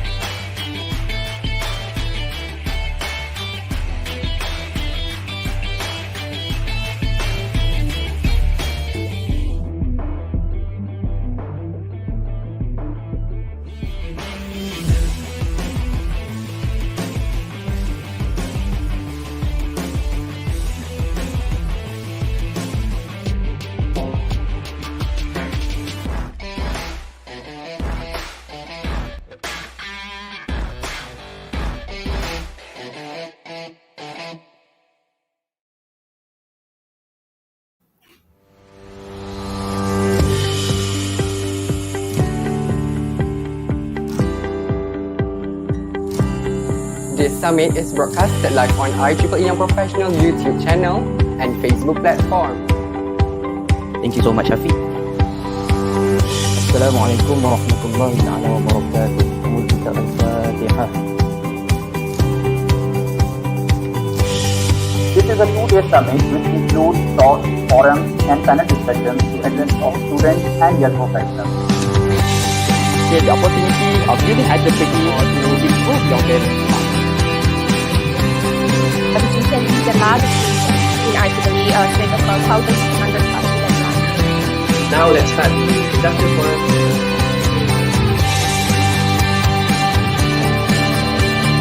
So you must know that the material aspect of our robot must be biologically friendly. There's a lot of societal problems that only electrical engineers in this era can fix. AI can be used in any application. So food, for example, food the upstream to the downstream. Welcome to my session. Okay, I'm going to deliver about resume writing. Thank you for the interview. Okay, so From Malaysia, from outside of Malaysia, especially from Region 10, welcome to this career workshop. So today, I will be talking about IEEE job site. This is fairly new website hosted and emailed about the newsletter. And then for job seekers, which is what we are here for. And then we have for employers, which some of the main platform that Assalamualaikum warahmatullahi wabarakatuh. So that is if you have the normal room, right? These three platforms will be counted as alright, that's good. Alright. First of all, thank you so much to IEEE organizing committee. Congratulations, Amijan, Hamja. Many technology and innovation ideas, but it's important to highlight and engage in sustainable development vision. So this material, it is a exclusive hybrid carbon that is arranged in hydrogen structure, and because of the structure, it is able to give rise to very interesting physical, chemical properties. So if you are researchers, you are not into the commercialization yet, so this is where you can share about your passionate story about your research, and then we try to bridge you with the right partners for you to go to the next level. Alright, yeah, so I think being a technopreneur or being an entrepreneur, one thing that we need to have is we have to be very clear goal what we are going to get at the end of the day, and a resilient where we need to be able to stand at our feet as soon as we fall. Being a resilient is very important as an entrepreneur. So, interestingly, that you have been hearing since yesterday, we received 1,500 plus registrations from all over the world, which is the channel that I have mentioned to you when you comment or any of the program that you are looking forward for us to organize for you, which can help you, which can benefit you. So we are always welcoming the suggestion. Thank you very much. Stay safe, stay blessed, and I will hand over the session back to you.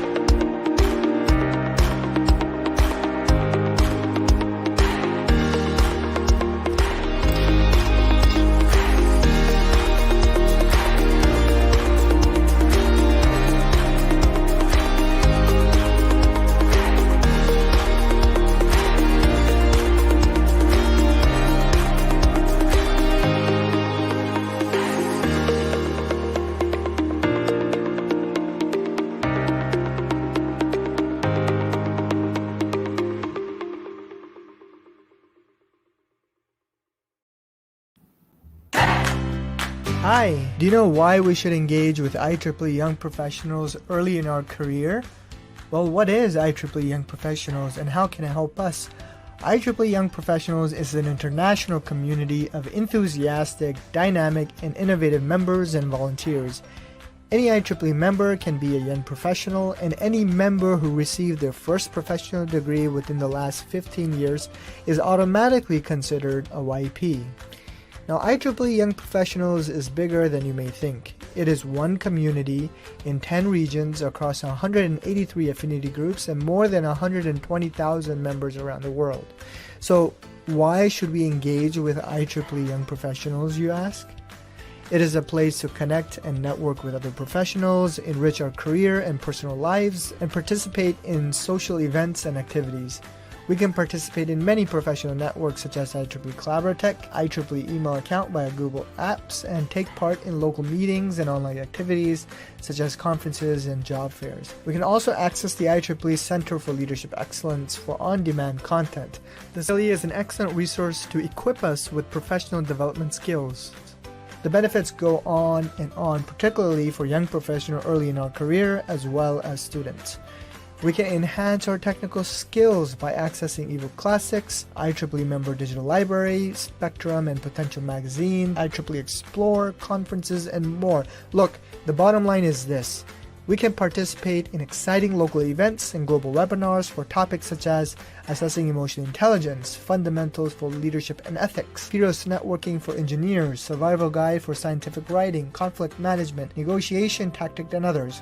For all these great reasons, engaging with IEEE Young Professionals may be one of the best decisions that we can make in our personal lives and professional career development. That is why we should engage with IEEE Young Professionals.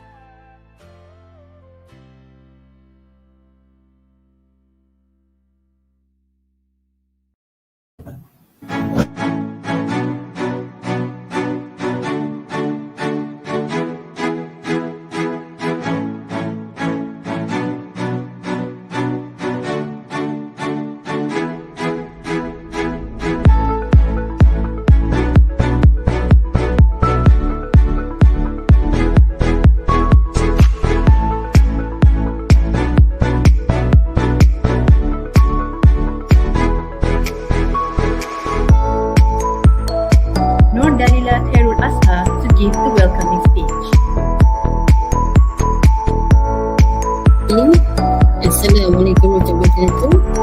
Alhamdulillah, it is my great pleasure to welcome all of you to the 2020 IEEE 5 minutes FYP competition. Okay, for the next participant is Khairul Amar bin Khalil Adlan from University. To convey a message. Audiences prefer watching a video rather than reading. So, if you want to convey a message, creating a video is the most efficient way to do it. Application of deep neural network in obstacle identification. Foreign objects in the way of the local At poor to zero air ventilation, they trap unnecessary heat, which can transfer into our living From SSNA Power Consultancy, followed by Mr. Muhammad Asrul bin Muhammad Shahid Ali from Petroleum National Berhad, Dr. Aida Mustafa from UPHM, and our final judge is Dr. Bazila A. Sadiq from UniKL. For today's competition, our government also had put 150 million ringgit. They had been relying on fossil fuels too much, and currently the amount of fossil fuels left in our country had been depleting significantly. What they need to do is just speak with the converter. The main component I have put is the voice recognition system. Then there's also the perception that it's hard. See, education is more than just reading and listening. When both surfaces detects even the slightest temperature difference that oppose the other, electrical power will be generated. We was able to apply the knowledge that it has learned previously, scanning images, and detect the disease plantation site, where the farmers can have a clear direction to travel and to harvest the fruits with the shortest distance. The suggested on a daily basis, whereby it directly leads for better wound care management conducted by government hospital even at the peak crowd. Highly sensitive to detect the small changes with simple and low-cost fabrication methods as the sensors will be disposed of after use. Dr. Bachelor, Dr. Aida, Muhammad Asro, myself, for just taking time to go through with yourselves on this, as well as we had our own discussion. And I would say from the results, just the feedback that came through was, I think when you look at presentations and approaches, something to guide would be to see it more from a practical approach versus being theoretical. And in terms of concepts and ideas, the first IEEE 5 minutes final year project competition 2020 goes to congratulations to all the winners. Congratulations to all the winners. Thank you for announcing the results. But at the front end, you might have seen our other committee members. So I would like to say thank you to all of them, and I would like to. Ladies and gentlemen, with that, it marks the end of the first IEEE 5-minute final year project competition 2020.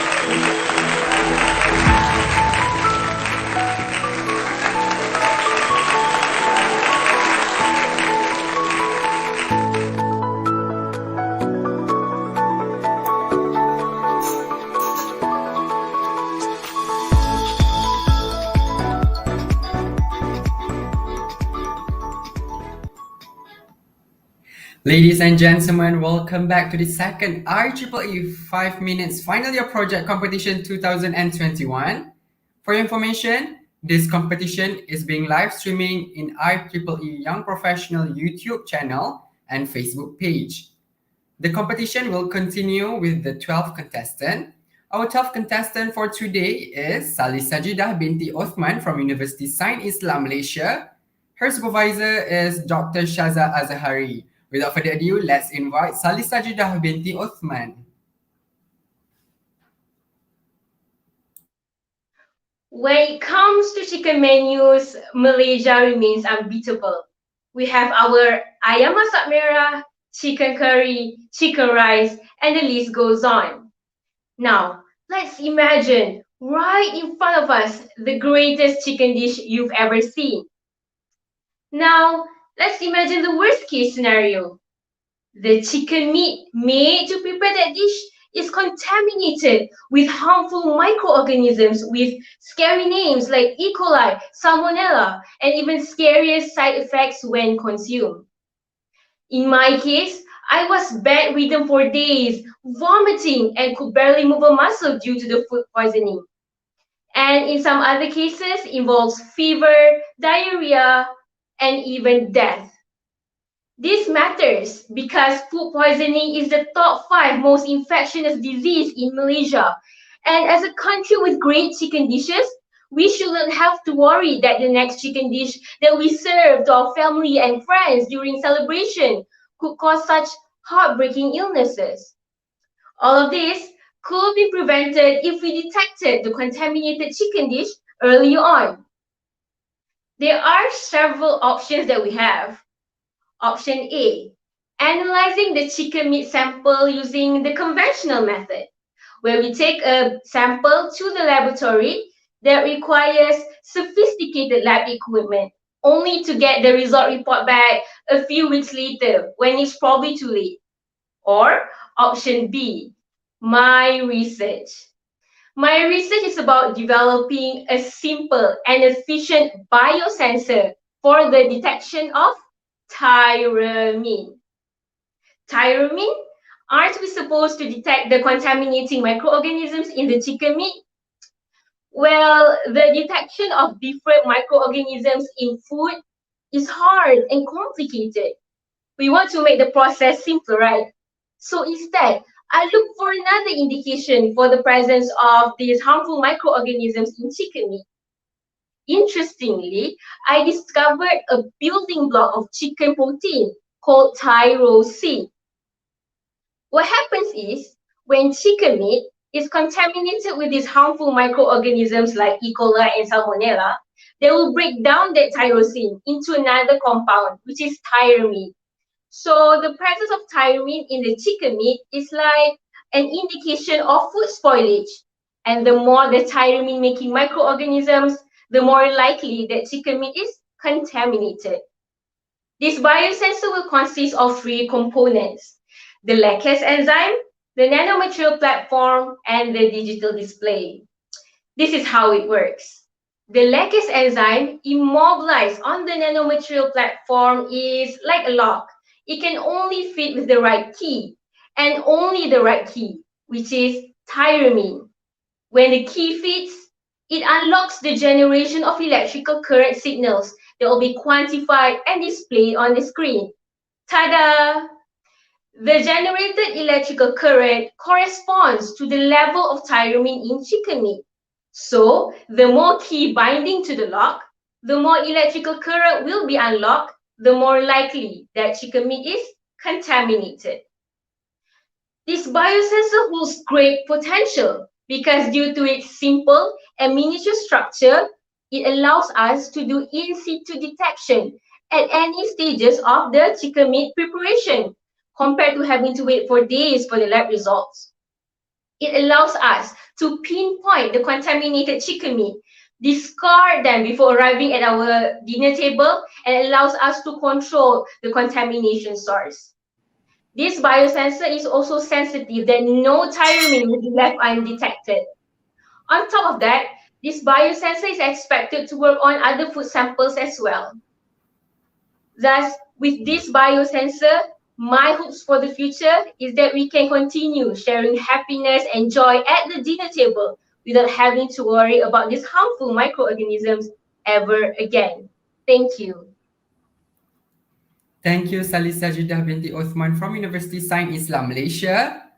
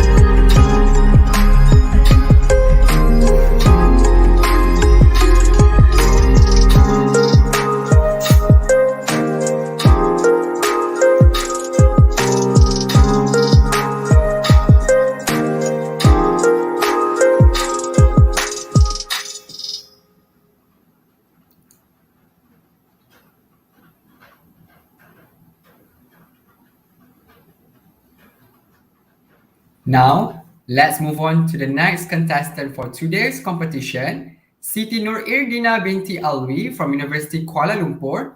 Her supervisor is Mrs. Suzy Diana binti Sulaiman. Without further ado, let's invite Siti Nur Irdina binti Alwi. I have a horrible story about my vaccination experience last few months ago, and I will never forget that. You know what happened? I can't walk. I was pushed on a wheelchair, and I was separated in an isolation room. Scary, isn't it? It is. But wait, it is not because of the vaccine side effect. I know you guys are thinking that. Am I right? It happened because I was so scared to get my vaccine shot because of my fear of the needle. I was so nervous that I had a panic attack and I couldn't walk, that they had to push me on a wheelchair. However, I was so grateful because everyone there is very helpful. They sent me to an isolation room to calm down before I finally received my AstraZeneca shot in that special room. That is my experience. Despite my fear of needle, I still get vaccinated because I know how the vaccine could help me and people around me as we live in this pandemic. But you know what? According to the web-based survey about knowledge, acceptance, and perception on COVID-19 vaccine among Malaysians research, 62% out of 1,406 respondents had poor knowledge about COVID-19 vaccine. Not only that, some of the irresponsible people, known as anti-vaccination activists, give wrong information gained from unknown resources and spread nasty rumors about vaccination, which has caused panic to the public. Vaccine myth and misinformation are severe hazards that the World Health Organization is working hard to combat. What can we do to solve this problem? Maybe we can just let people choose what they desire and help increase the number of vaccine hesitancy? And let the contagious diseases spread even badly. Is that what we want? I know it is hard to change someone's perspective and understanding. It is even harder when it comes to health decisions. But I believe we can make a change for our future generation by creating awareness among school children by using multimedia technology. This is why I would like to introduce Vaccinated Augmented Reality. Vaccinated will come with a special winner physical storybook that provides information about fundamental knowledge of vaccination and a fun mobile application called Vaccinated AR application. The user can interact with both storybook and AR application, bringing the characters to life. They just have to scan and see the 3D animation popping out from the storybook. And they can even control the object with the navigation buttons. Do you still remember about the famous AR game, the Pokemon Go? I've added a fun game like Pokemon Go by using an AR core foundation. The player can kill the virus that appears on the screen and earn scars. I believe this approach is the best solution to help with this problem and ensure that this awareness is successful. In addition, there are many awareness campaigns for children using technology. This is supported by Rahman and Wangit. Children are found to like the AR storybook enormously that they are more fond of choosing the AR storybook than other materials.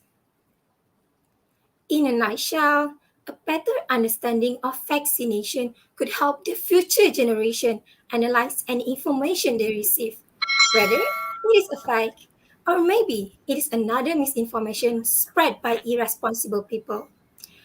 Let's help our future generation by preparing them with the correct fundamental knowledge of vaccination and avoiding vaccine hesitancy in the future. Thank you. Thank you, Siti Nur Irdina binti Alwi from University Kuala Lumpur for the presentation.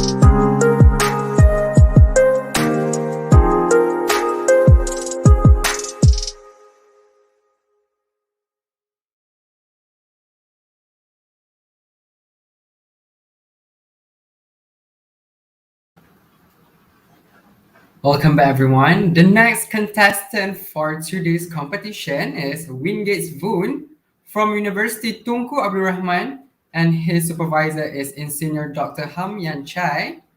Without further ado, let's invite Wingate's Voon. Breast, a powerful symbol of beauty, motherhood, and vitality. Can you imagine a woman's life without a breast? How devastating would it be? Well, I can. My grandmothers were diagnosed with breast cancer just right after her 70th birthday.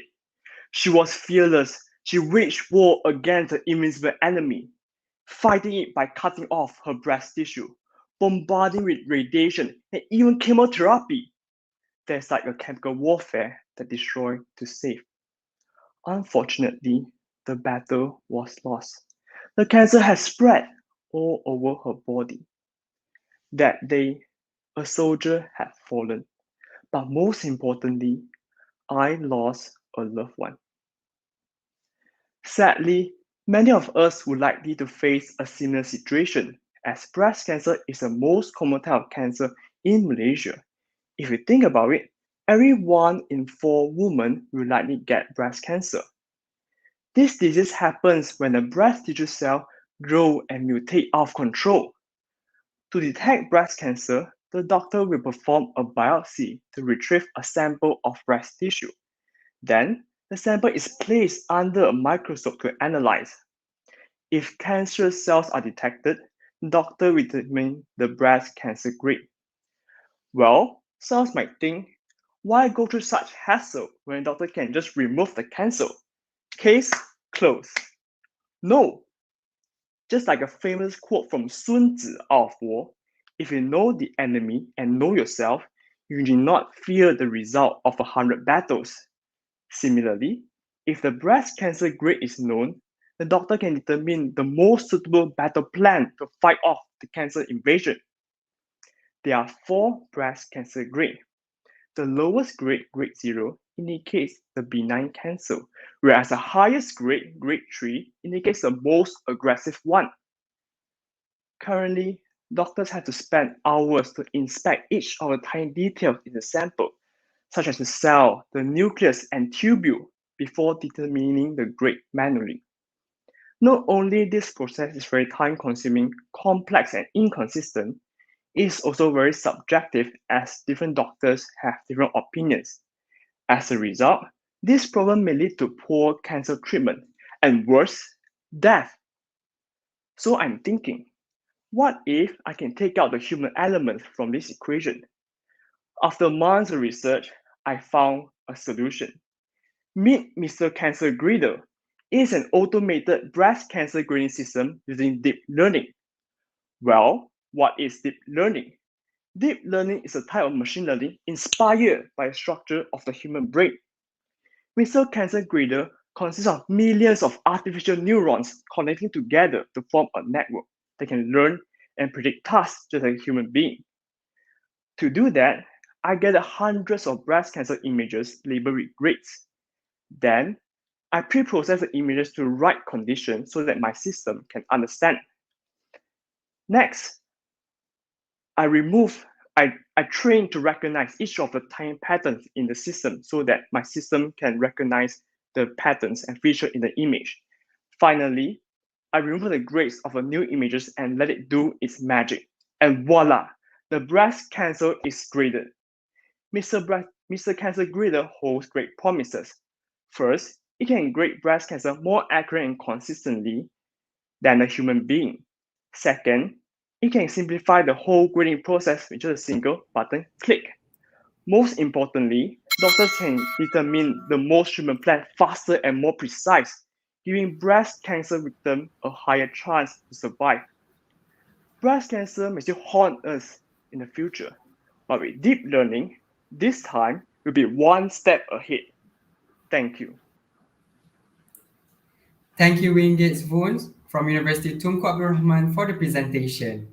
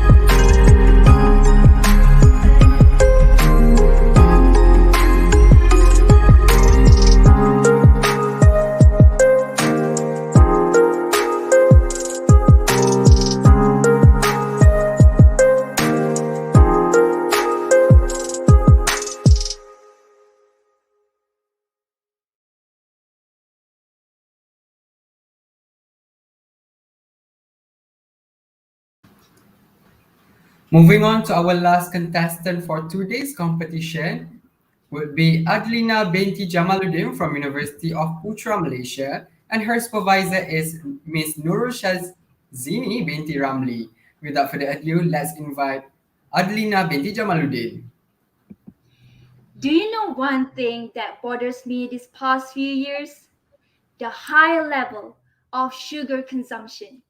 In 2019, I could say that every 1 week, I will reward myself with sweet bubble tea because I think I deserve it after all the stress I get from studying, not to mention all of the chocolates and cakes.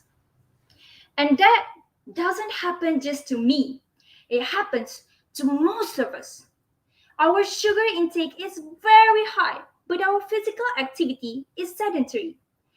This type of lifestyle is one of the reasons why 1 out of 5 Malaysian adults suffers from diabetes, which equals to 18% of the current population. What if the number of percentage increase? Our country's productivity becomes low. The economy will have slower growth rate, and the government fundings need to be channeled towards diabetic treatments. Plus, the current available diabetic treatments have shown various side effects such as faintings, headaches, rashes, and in extreme cases, coma. What if there's a cheaper, readily available, lesser side effects alternative to solve this issue? This might be beneficial for low-income households. Inspired by Hippocrates, which I quote, "Let food be thy medicine and medicine be thy food," I conducted a study to identify a potential functional food that can help with diabetic treatments or anything that can reduce the risk of having diabetes. And guess what? The answer is just in our own backyard.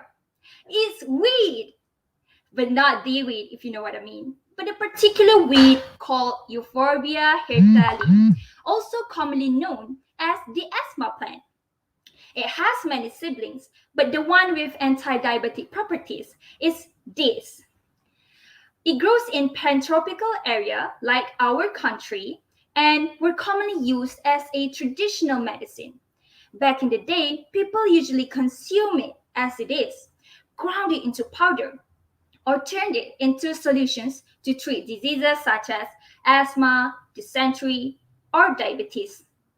If you're still wondering, how on earth can this weed be the future anti-diabetic functional food? Let me share with you. It has been found that this weed can absorb 50% of glucose consumed in diabetic mice. Yes, mice. That for me is a stepping stone for more to come. But that's not all.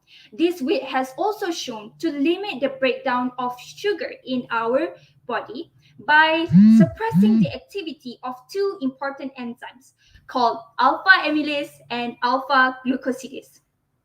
What does these two have anything to do with this?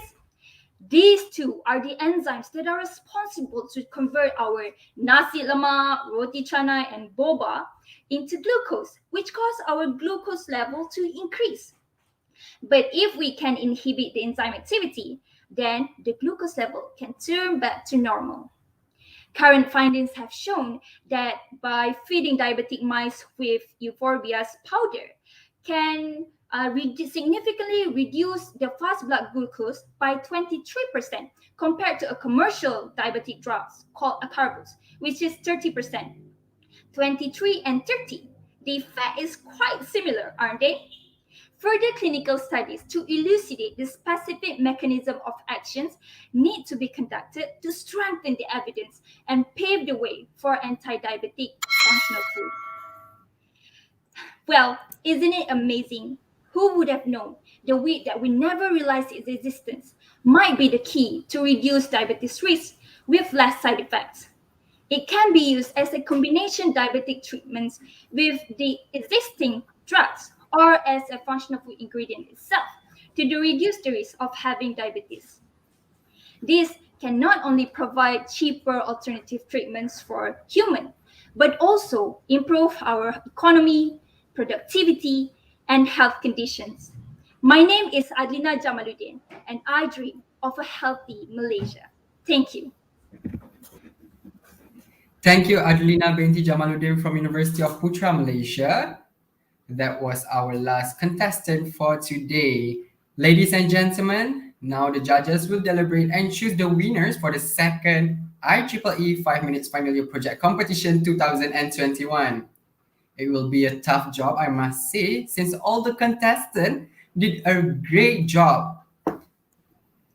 We will resume our event after a short 50-minute break, and do stay with us as we have a sharing session on what are IET and IEEE.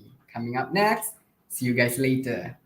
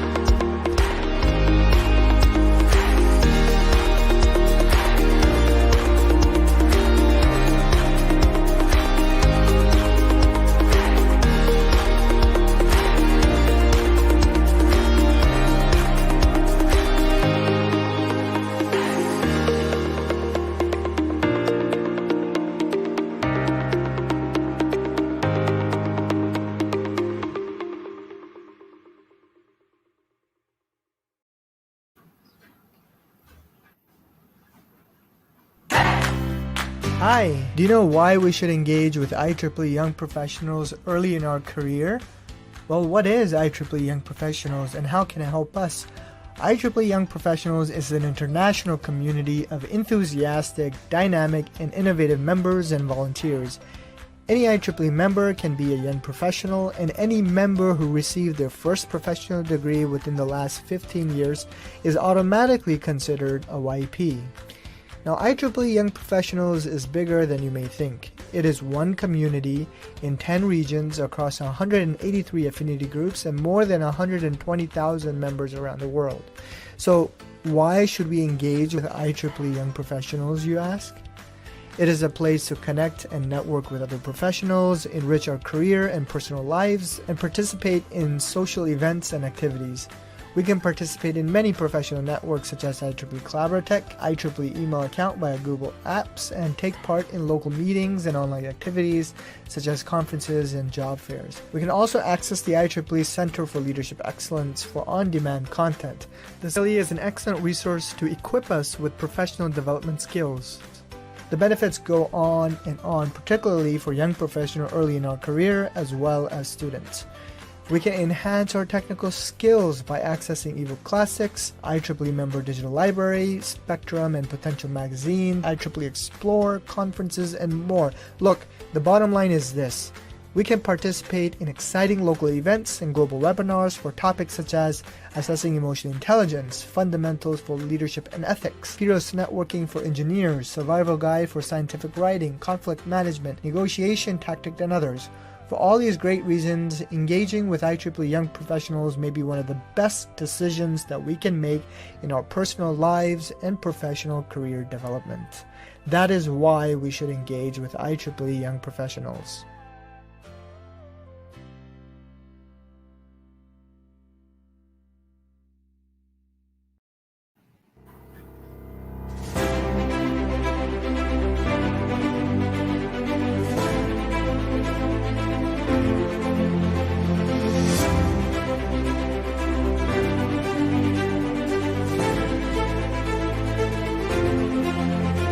Cultivate students' academic, presentation and research performance in national field, and to train, educate, and groom the participants. Idea within 5 minutes to non-technical audience. For example, your friend. So in this one slide, everything, whatever is there, you just put it in one slide. There's this random makcik, Mucha just said that to me and I was like, oh, terima kasih makcik. This makcik said in English. All the while I've been making this, but I didn't know that it's science for it. So that people will listen to you and how to deliver a presentation. Fresh, delicious, glass of cookies. So the session today is called How to Write a Keynote. Your title will contain the word strokes.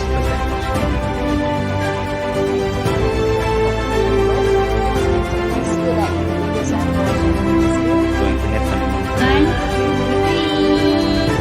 Alright. Okay. Okay, all the best everyone. Is technology evolving faster than society can handle? It converts mechanical energy and vibrations, movements.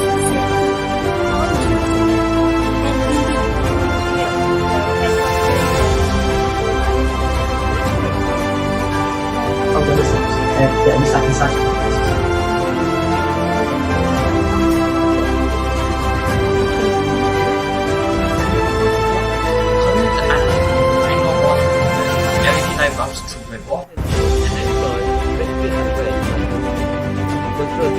The session costs too much to buy. Introduce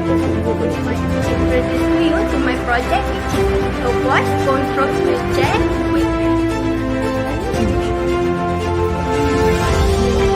So my research is going to answer the question that Doctor will extract the breast tissue through biopsies.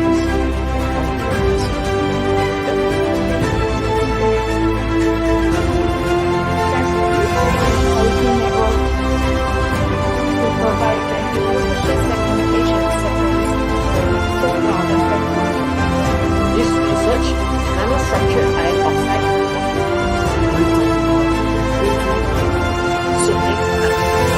The language is beneficial if the company aims to venture the huge market in China.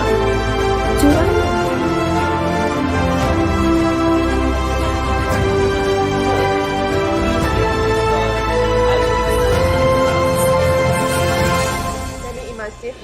and primitive we are, the most advanced. The modern architecture is based on mobile Inverter of the off-grid photovoltaic system.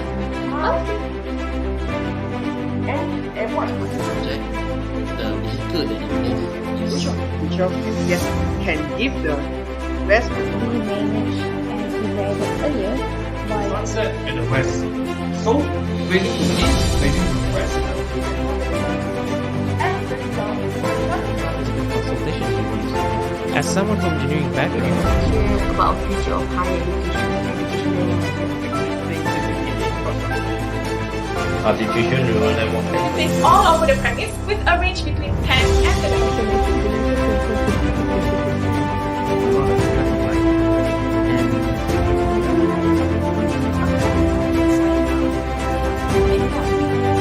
Into the substation, which we can actually retrieve from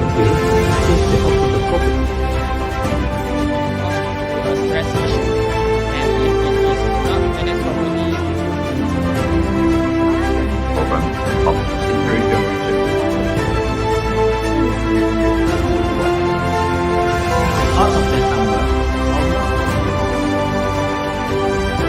brown colors put on the surface of the metal.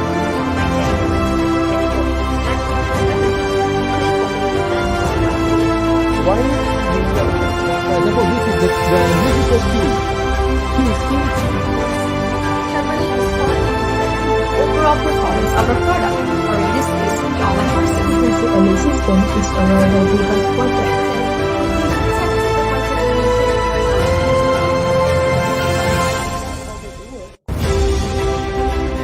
As not all households in Malaysia own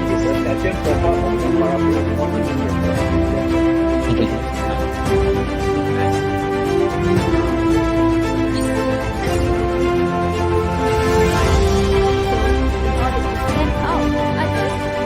We are at least 1 until 2 meters away from the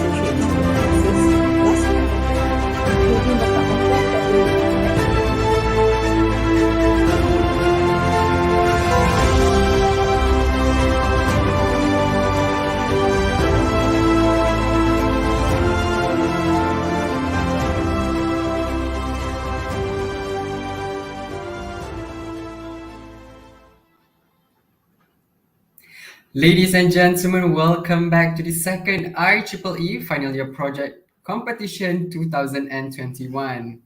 Now, I would like to invite our honorable guest, Dr. Ivan Ling Ting Yang, Chairman of Institution of Engineering and Technology, IET Malaysia Young Professional Section, to share with us what is IET is all about. But before that, allow me to read his profile. Dr. Ivan Ling Ting Yang is an assistant professor at the University of Southampton, Malaysia. He is also currently the chair of IET Malaysia Young Professional Section and a member of the IET Professional Committee. He is also the publicity lead for the IEEE Sensors and Nanotechnology Joint Council chapter. Without further ado, let's invite Dr. Ivan. Thank you, everyone. So before I introduce, I'd like to share my screen. Right. So, yep.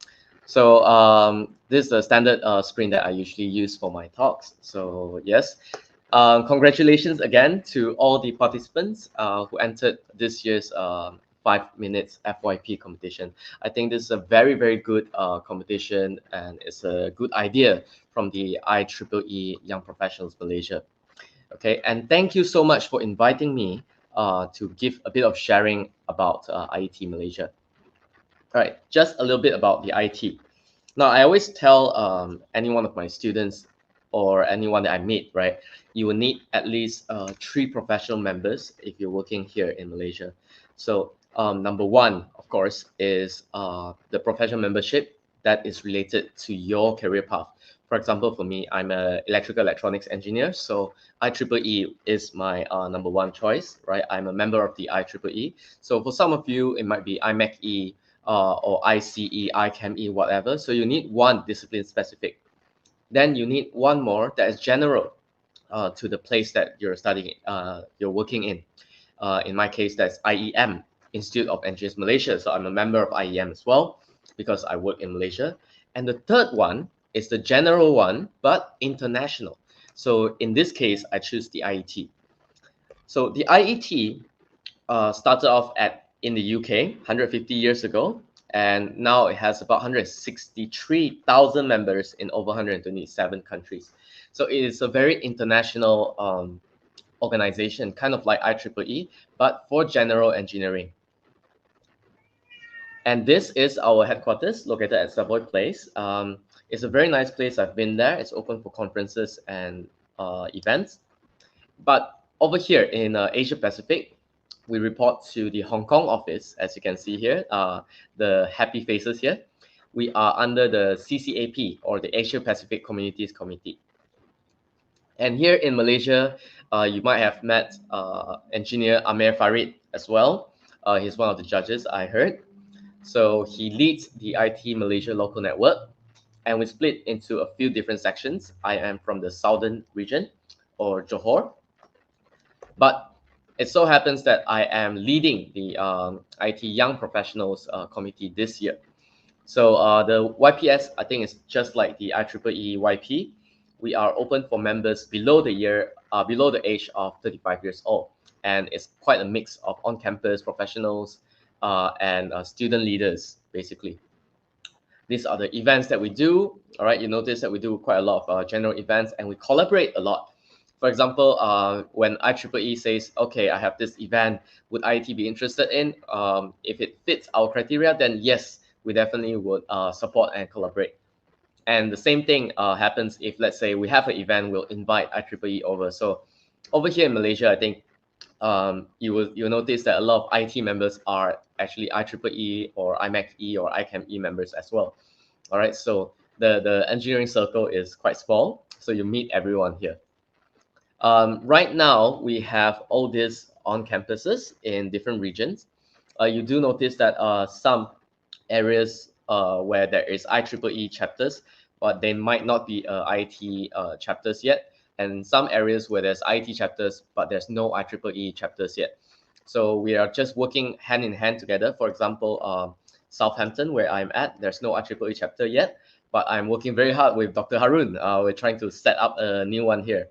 All right. And then there are some other universities within Malaysia with IEEE chapter, but no IET chapter. So we are trying to get them to sign up as well. So IET is a professional home for life. As you can see here, you start as a student, and we mentor you in the soft skills, kind of like presentation skills, career skills, this sort of thing, and all the way until you're retired, where you're expected to give back to the IET. So in the IT, you meet a lot of like retired engineers who are willing to share their experiences with young people. And we also have tools available, Career Manager. So one of the cool things about IT is you can apply for your Chartered Engineer, CEng, through the IET. So the Career Manager is a software that the IET provides for all the members to help record your CPD hours. You have engineering communities. This is where all the events are listed. So the ones that we collaborate with IEEE, they'll get listed here as well. So it cross-post, right? So IEEE events can reach IET members. IT events can reach IEEE members as well. This is our forum. If you have any technical problems, you can come in and ask. It's very general. It's not just EEE centric or mechanical centric or civil centric, right? You can ask any sort of questions. There are people from different fields who will just jump in and answer to your questions. And we are kind of like formed into different networks. We have the geographical network, like Malaysia local network. That's where I'm in. There's technical network as well. For example, I'm in the IoT technical network. You can choose the technical network that fits your career path. And you can connect, interact, and exchange knowledge with people all around the world. Professional registration with IET. You get professional recognition when you apply for your chartered engineer, right? CEng title. It improves your self-motivation and career opportunities. Basically, with the title, it's just like the engineer title, right? That's a professional engineer in Malaysia. The chartered engineer CEng is international recognition, basically. So once you get that title, you are recognized internationally, right? Of course, this is because we apply through Engineering Council, and Engineering Council is a signatory in the Washington Accord, which allows for mutual recognition of engineering degree programs. Now, who can help? Now, you have professional registration advisors to help you in your professional registration. You have industry representatives who can help you if you have any technical problems. You have mentors. So I personally have a mentor who basically mentor me throughout my career path, suggest to me that, you should do this or you should do that, you should attend this training, right? So not just my own supervisors, I have a mentor who works at a different company. And you have IT staffs as well to assist if you're gonna do some events and let's say you want to do a webinar and stuff like that, you have IT staff who assist you. Membership perks, I think this is similar to IEEE. You get the subscription. Like IEEE Spectrum, you have ENT magazine, right? So a lot of magazine. But the news that I want to show you now is if you join in IET after you graduate, whether you want to go chartered engineer through the IET or something like that, you notice that the price is actually quite high, 170. However, if you join as a student, right, student now is actually even more discount. It's 30 pounds until you graduate for the whole duration of course. That's 150 ringgit only. All right, you join in your first year, 150 ringgit, all the way to you graduate. But after you graduate, you get into this career advantage. If you see below here, for the first year after graduation, you only pay 20 pounds, that's 100 ringgit, compared to 170 pounds, which is like 600 plus ringgit, right? So first year, 20 ringgit. For the next 3 years, you pay only 60 ringgit, and the next 2 year, you pay 60 pounds and then 90 pounds, right? They slowly move you up because you're expected to go to work, and then slowly your salary will begin to increase as well. All right. So this is the path that you are taking. 1 year, and the next 3 years you build out your career, and next 2 years basically you focus on getting your chartered engineer. All right. So that's it from me. All right. What are you waiting for? Right. A lot of us are actually dual members, so join us now. Thank you for giving me this chance to talk about IET here. All right. So back to you.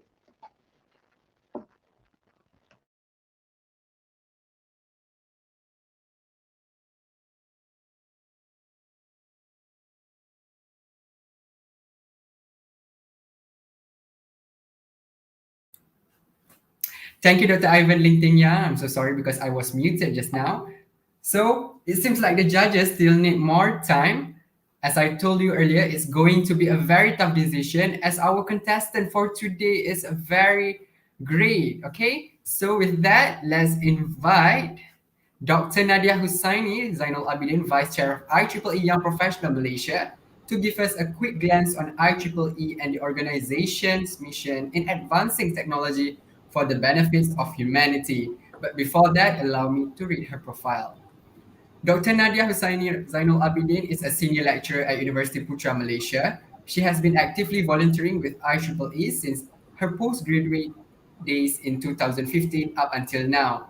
She is also an affiliate member of the Young Scientist Network, Academy of Sciences, Malaysia. Her passion includes science communication, science leadership, and her research interests include ultra-fast fiber laser technologies and optical devices. Without further ado, let's invite Dr. Nadia. The stage is yours. Okay. Can you share my screen? Okay. Is it visible? No WhatsApp there, right? Yes, it's visible. Okay, great. All right. So, hi everyone. Congratulations to all the participants and welcome to all the audience that it is not a participant but is supporting your friends. Thank you so much for being here and, making this event a great one. So I am Dr. Nadia Hussaini Zainul Abidin. I am the Vice Chair of IEEE Young Professionals Malaysia, the main organizer of this competition. I'm also the Executive Committee of IEEE Photonics Society Malaysia chapter and also the co-advisor of the Optical Society OSA student chapter at University Putra Malaysia. Now you're wondering, why am I here? I'm here to talk about IEEE. Just now, Dr. Ivan was talking about IET. So we are two different entities, but we work together. and it makes the world great, right? All right, so let's continue. So I'm gonna, how do I turn this? Okay. All right, so what does IEEE stand for? It stands for the Institute of Electrical and Electronics Engineers. Now you're wondering, so only electrical and electronics engineers can join this? Not necessarily, and you will find out why. All right, so in 1884, a small group of individuals, they met in New York and founded the AIEE. What is AIEE? It is the American Institute of Electrical Engineers. Oops. Okay, so they wanted to advance the new field and represent the US at the 1884 International Electrical Exhibition in Philadelphia. So basically, they formed this society because they wanted to be at an exhibition. And then later on, we have the IRE, which stands for Radio Engineers. So just now we had the electrical and electronics engineers, and now we have another society called the radio engineers, right? So the IRE was formed in 1912, and they wanted to pursue radio. So later on in 1962, the AIEE and IRE decided to merge together to form the IEEE that we know today. And on January 1, 1963, the IEEE was born with 150,000 members, whereby 140,000 members were residing in the United States. Now that doesn't sound very globalized, right? Okay, so IEEE responded to the emerging global village. By then we had the internet and everything was globalized, so they wanted to become more global themselves. So by 2009, 45.5% of its members, which was 375,000 in 159 countries besides the United States, we had this much now. So that was my point. We have so much now. So 45.5% out of the 375,000 is now scattered over 159 countries, which was just the United States before. So now we're going global, right?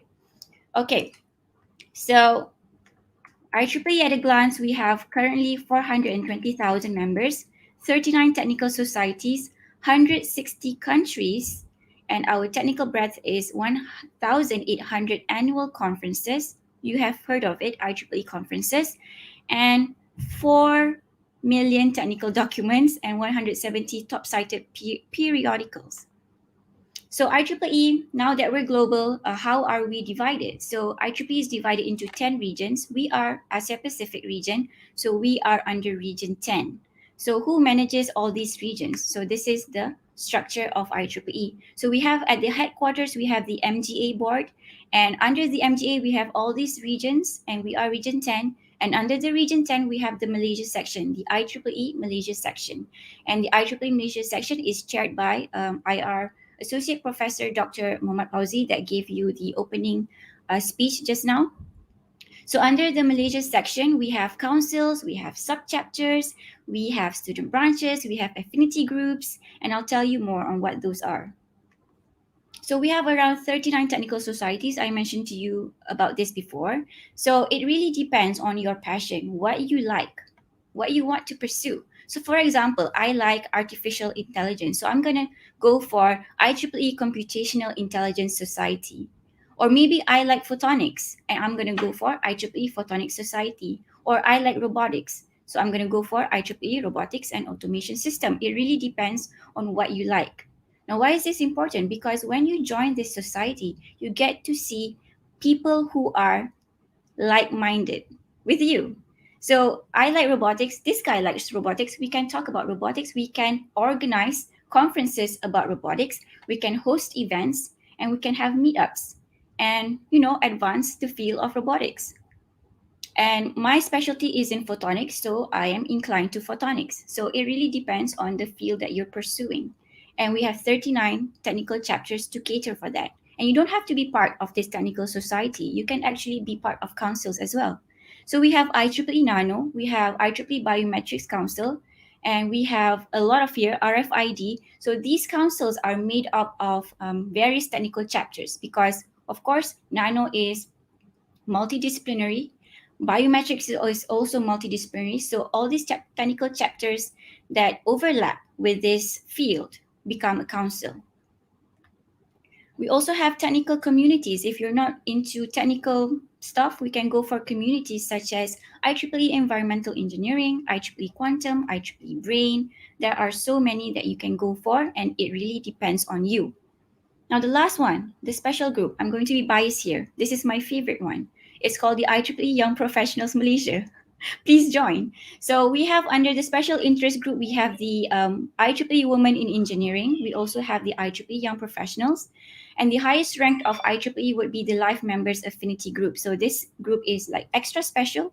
It's like where all the mentors are situated, and you get to be part of this society after like maybe 30 or 50 years of service. I'm not too sure, but a lot of years.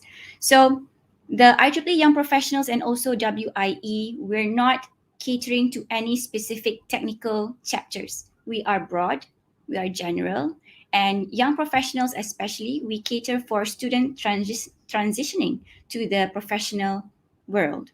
So if you're a student member and you want to become a professional, so young professionals is where you should enroll, is where you should be. Okay.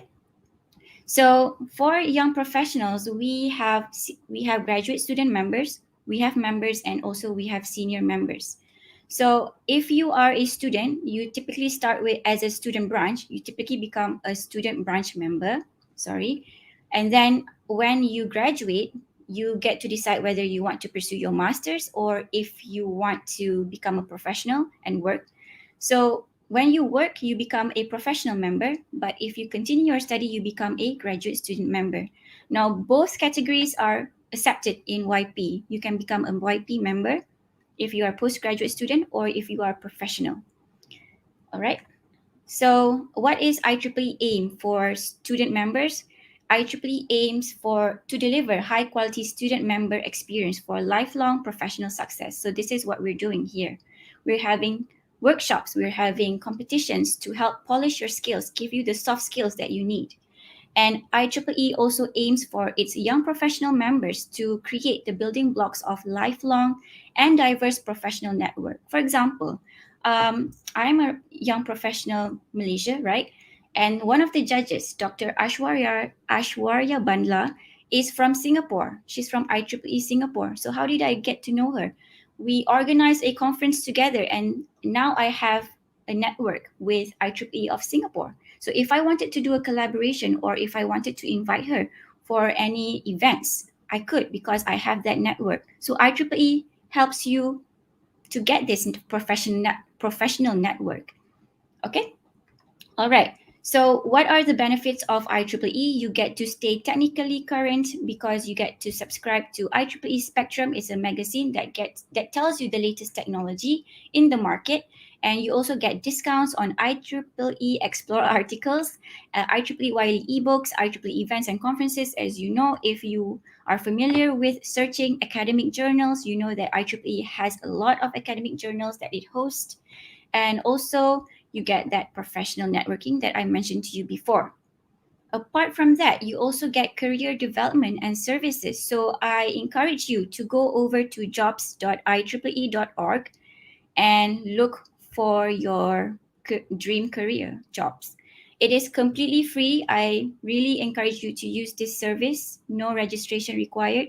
Completely free. Again, jobs.ieee.org. Okay. And of course, IEEE is very important. If you are continuing your education, you get that discounts on events, discounts on conferences, and discounts on journals. Now, typically for students, we don't expect them to enroll themselves. You can ask from your supervisor if they have grants to fund you to become a member, or if you have the funds to do it, you may enroll yourself as a member as well. So who can join IEEE? As I mentioned to you before, you can either be a professional or you can be a student, can be a graduate student. Everyone is allowed to join IEEE. Okay, so how are the fees like? So for student members, the fee per year is 27 USD. And for professional members, the fee is 85 USD. Now, this is an electronic membership option. typically when you don't go for the electronic membership option, it's going to be higher. So if you are enrolling yourself and you are from Malaysia, I really encourage you to go for the electronic membership option because it is slightly cheaper. Okay, so once you are an IEEE member, being part of IEEE Young Professionals is free of charge. So if you need help to become a member, you can contact us at our Facebook link over here, or our email, or our website. We are there to help you. So this is our team. I'm over there. Dr. Harun, I believe he's going to recap on this. He loves to recap on our committee. And I invite all of you to complete this survey because it helps us to fund more events like this in the future. Currently, we are getting funded by young professionals, the global young professionals, and also by IEEE PTM YESI. I hope I didn't butcher that. So we are getting funds from that. So I really need you guys to help us and complete this survey so that we can continue to get funds and host more events like this to help the community. Thank you so much. With that, I end my presentation.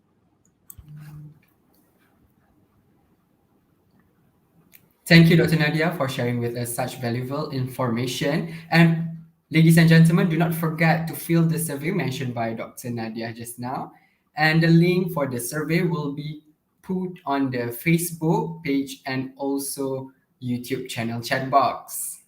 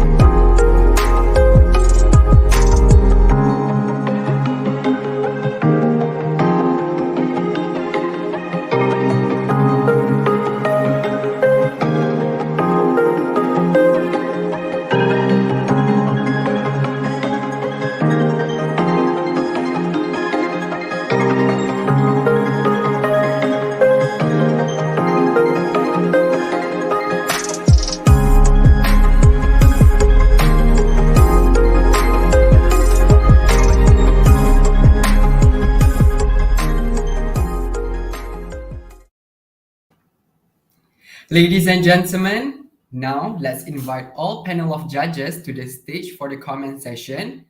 Let's invite Engineer Amir Farid Abdul Majid, Dr. Nur Fatimah Muhammad Tani, Dr. Ashwara Bandla, and Mr. Muhammad Hussein Salah. And I would like to invite Engineer Amir Abdul Majid as the head of judge to say a few words on the competition.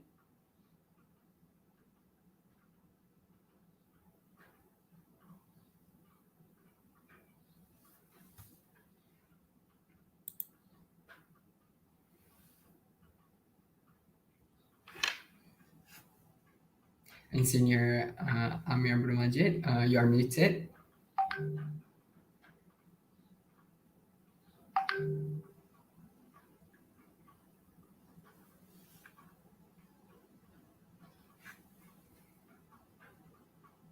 Okay, perhaps while waiting for the judges to come to the stage, we will having a short montage video. So we'll see you in a while.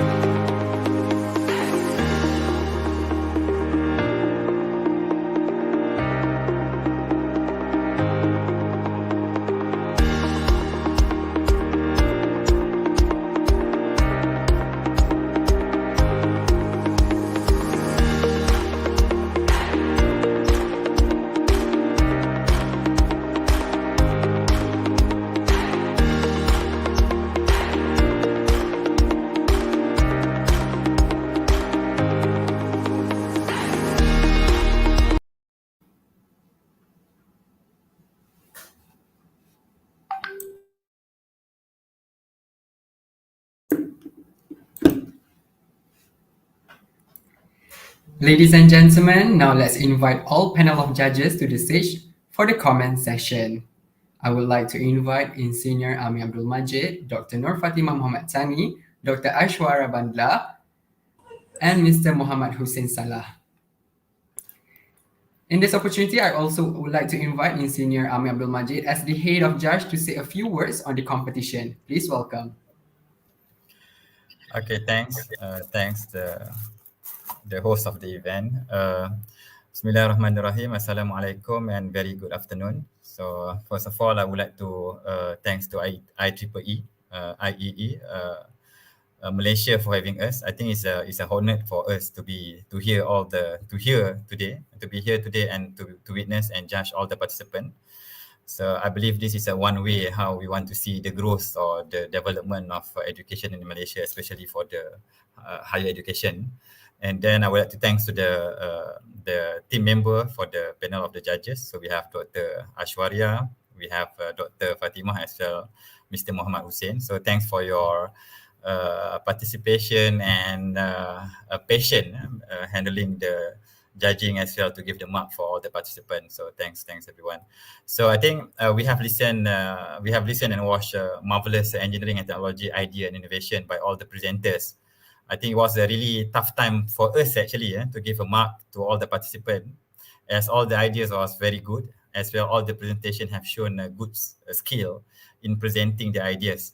So I believe, especially during this kind of era where most of the presentation nowadays is done in virtual, so it's a bit, I understand it's a bit challenging for all the participants to deliver their message over virtual medium, as well for us to listen and keep focus to get to understand your idea in the virtual medium. I think this is something that we have to cope in the future. So, and actually it's not easy again for us to have to put any specific measurement, I think, or value of any ideas actually. However, I think for the nature of this program, it's just to nurture future engineers, or especially to nurture future engineering leaders that really can understand the background of the situation, analysis, as well the problem statement, then can help to come up with a real solution or relevant solution that can help the community.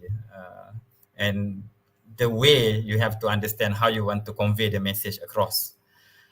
Generally today, we are assessing the participant based on the overall idea, into the comprehension of the idea, the overview of the content, and the approach used by the participant on how to make the engagement with the audience, and how to continue to have the engagement with the audience in terms of the gesture and the eye contact. And of course, it's about the method of the best way to communicate to make sure all the message can be conveyed to all the audience. Okay. We have a few remarks I gathered from all the judges today. So there's a few points that maybe is good for us to share with everyone. So that's something we can improve in the future. I think first of all, I would like to say I would say because all the participants able to finish on time within the 5 minutes. I think this is something very interesting. I think it's not really easy in the real life, but I believe all the participants managed to keep it to the time. And then some of the presenters able to have to create or craft a good storytelling. I would say at the end of the day, to convey a message, the best way is about to create a good storytelling approach so that you can engage the audience. I think most of the presenter managed to do this. It's like you use like a story about your real life and then your own experience. So this is something like is a good content for storytelling. So this is a challenging task, but you managed to make it happen for today.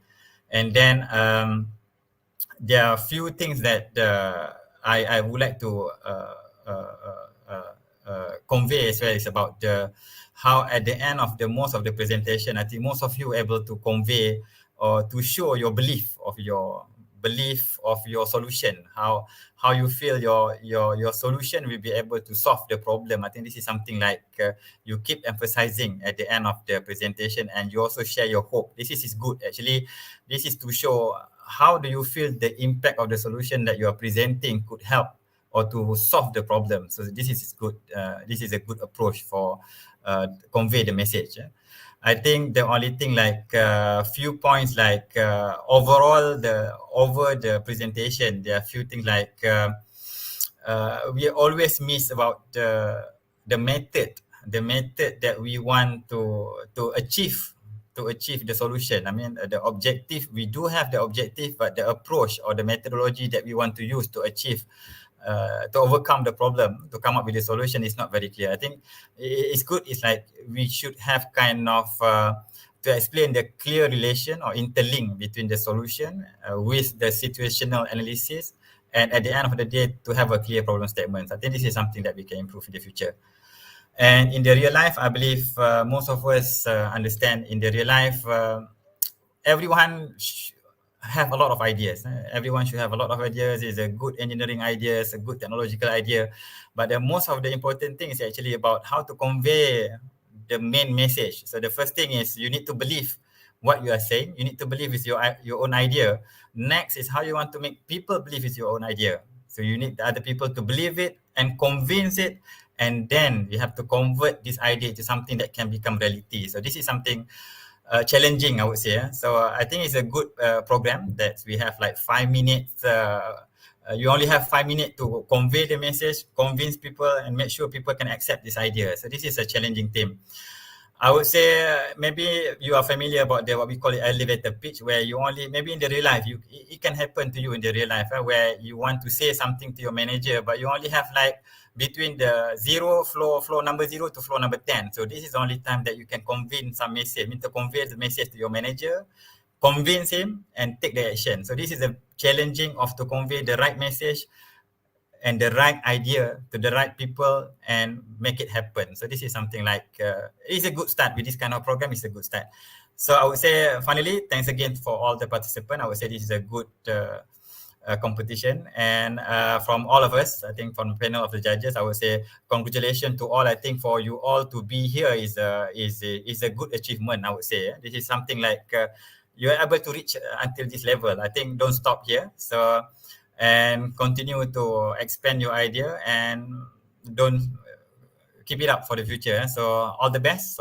And then I hope this kind of program is something like is good for everyone. So all right, I think thank you everyone.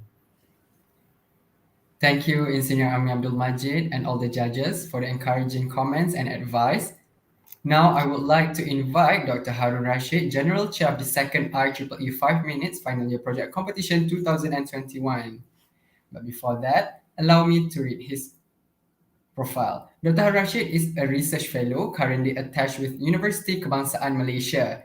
He completed his PhD in Electrical, Electronic and System Engineering, Master in Microelectronic Engineering, and both from University Kebangsaan Malaysia. He did his Bachelor in Electrical and Electronic Engineering from University of Sunderland, United Kingdom. He has over 12 years of working experience with various reputable organizations, locally and abroad in research, academia, and industry. Currently, he is the Chair of IEEE Young Professional Malaysia, Chair of IEEE Consultant Network Malaysia, Regional Representative, Asia Pacific of IEEE Power and Energy Society Young Professional Committee, Webinar and Training Coordinator of IEEE Region 10 Young Professional Committee and Students, and Young Professional Activities Chair of IEEE Power and Energy Society Malaysia Chapter. Without further ado, let's invite Dr. Harun Rashid to give a closing speech. Please welcome. Thank you very much, Afiq, for the introduction. And I'm sure my screen is visible to you, right? Can you just confirm? You can see. Afiq, can you confirm if you can see the transition of my slides? Yes. Okay, all right. Okay, so thank you very much, Afiq. And I would like to welcome once again to everybody to the grand finale closing ceremony. We are coming to the end of the session now. And I'm very sure that all of you are waiting for the moment that in the last 1.5 months that all of you have been studying and struggling and then preparing very well for that, which is the results of the second IEEE 5 Minutes Final Year Project Competition. So my intro has been already introduced by the MC. I'm the chair and also I'm the general chair of IEEE 5-minute FYP competition. We started this last year for the first time, and the initial plan was to bring it face to face, but we couldn't do it because of COVID situation. And this year again, we had to do it in the same way, like what Ayar Amir has mentioned. I will talk about this in my upcoming slides. So taking the opportunity, I would like to first of all thanks to the guest of honors for this session today, for the opening ceremony, Associate Professor Ayar, Dr. Muhammad Fauzi Abdullah, the chair of IEEE Malaysia section, and Dr. Ivan Ling Ting Yang from University of Southampton, the chair of IET Young Professional Sections Malaysia, to join us at the closing ceremony. So thank you to the both guest of honors. And with that, I would also like to take opportunity to say thanks to the panel of judges led by Ayar Amir Farid Abdul Majid, the chair of IET Malaysia Local Network. Thank you very much for accepting our invitation and coming to this event and act as the head judge. I know it's not easy, especially over the weekend, and like you are from industry, I know I can understand your schedule, how packed it is. So thank you very much once again for accepting our invitation and joining us. And then Dr. Ishwarya Bandla, all the way from Singapore. So Dr. Ishwarya, thank you very much for joining us and judging the finalists in the grand finale. And our very own Dr. Noor Fatima, happy to see you once again this year, but not as an MC. This year you came as a judge. So thank you very much, and thanks for your judging. And also our very own Muhammad Hussain from IEEE Malaysia section for coming all the way and be a judge here. So by looking at this judging panel of judges picture, I am sure the participants have some clear idea that how we have done our evaluation. We are not doing the evaluation in a way that we just get somebody from one field, like for example, all from industry or all from academia, and then coming through from the evaluation. So we have a big combination, and I'm happy to mention here that we have Hussain is also not Malaysian, so we have two international judges and two local judges. So fair enough, I'm sure. So thank you once again to all the judges.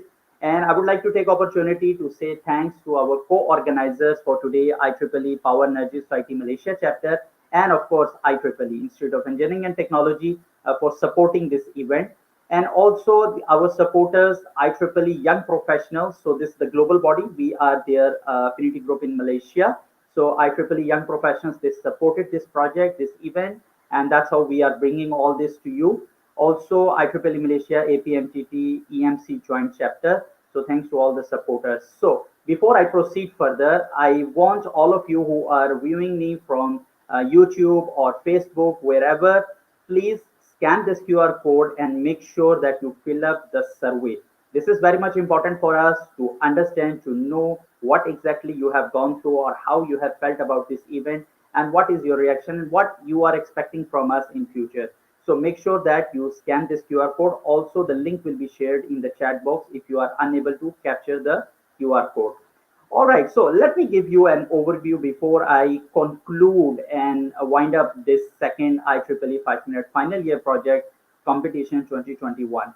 So to those of you who just joined, or maybe some parents or some lecturers who are also waiting and listening here for the results. So I just want to mention that what exactly we organize this event and what is this all about that you have been hearing in last 3 hours, some presentations, what basically it is.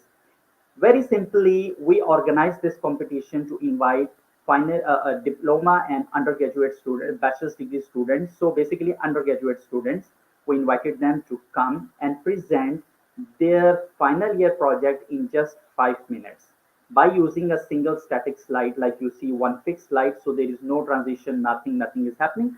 So that is the purpose, that when you can come and present your idea or your research or whatever thing is in your mind, like whatever you are doing, your technical things, in a simple way, in a layman term. So in a layman term, like for example, you have to tell your final year project to your grandmother who has never attended the school, or your grandfather who has never attended a school, if you have to tell them I'm working on solar energy, what is solar energy, how you can explain them. That is what the purpose is of 5-minute FYP competition. So and then how you can improve your presentation skills. So we want you to communicate science to a non-scientific audience in a simpler way within just 5 minutes. So you are doing your final year project in 4 months or 8 months or sometimes 1 year or more than 1 year. How you can present that in just 5 minutes. So if you are able to do it over here, then when you will go to your university to further study, if you are doing masters or PhD, there you can participate in another competition called 3MT, 3-minute thesis. So I will not talk about that. I will just give a quick on the rules and regulations that we were very much strict about that it has to be 5 minutes. A single second, you are out from the competition. Using a single static slide, no transition, animation, and so on. You cannot use any additional help, any kind of electronic media or something like this. And then everything has to be spoken words, cannot be any poem or so kind of things.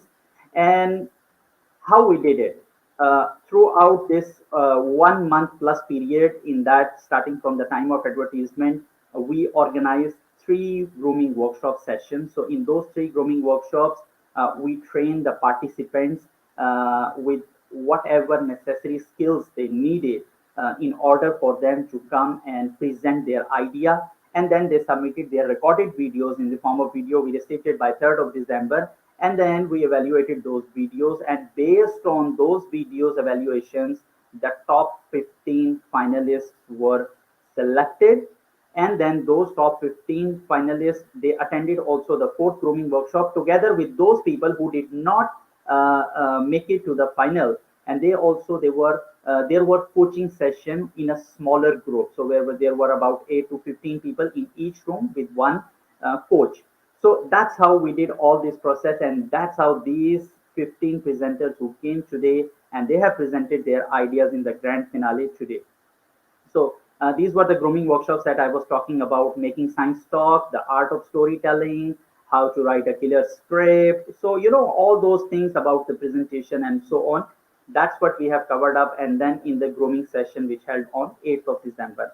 So by taking the opportunity of this floor, I would like to also say thanks to all our trainers, coaches who appeared and struggled very hard, strong with our participants to give them the best, or to polish them and to make them best what we are hearing and listening from them today. Okay, and as I mentioned about the panel of judges, so we had a combination from industry and from academia with one reason. We want to bridge this gap. That what happened that some people from academia might be they are not aware what is happening exactly in the industry point. So what industry need, we want to bring industry and academia together at one platform where it can help our young professionals or the fresh graduates who are going to go to the industry, or maybe in future in academia, they understand what exactly they need to do or how exactly they have to be.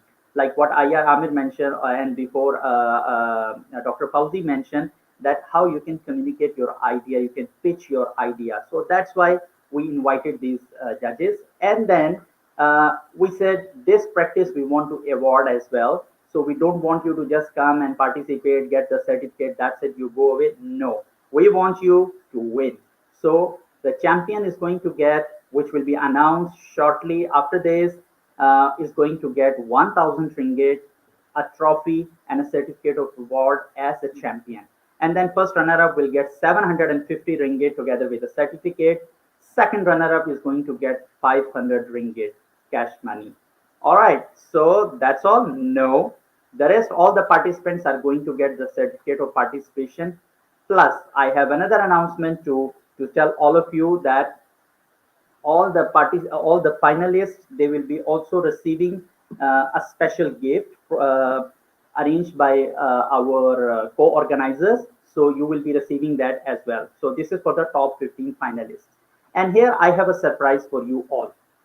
The 4th and the 5th position holder is going to get 1 year free IEEE membership. Is it fine or not fine? I'm waiting to hear in the chat box. I want to see whether you are passionate to be with among those winners. So out of 15, 5 are going to come and get all these prizes. So if you did not make it top 15, don't worry, you are still the finalist. So what we have done in a summary, I'm going to say here is 4 grooming workshops, 7 experts we invited to train our 15 finalists, and before that 74 semi-finalists were chosen. So 86 participants attended throughout our workshops, all the workshops, and then 15 came up, 15 made it to the final. So these are our top 15 finalists, which you have here today. So if you are not in the top 15 finalists, don't worry, don't lose your heart. Next year you can make it, okay?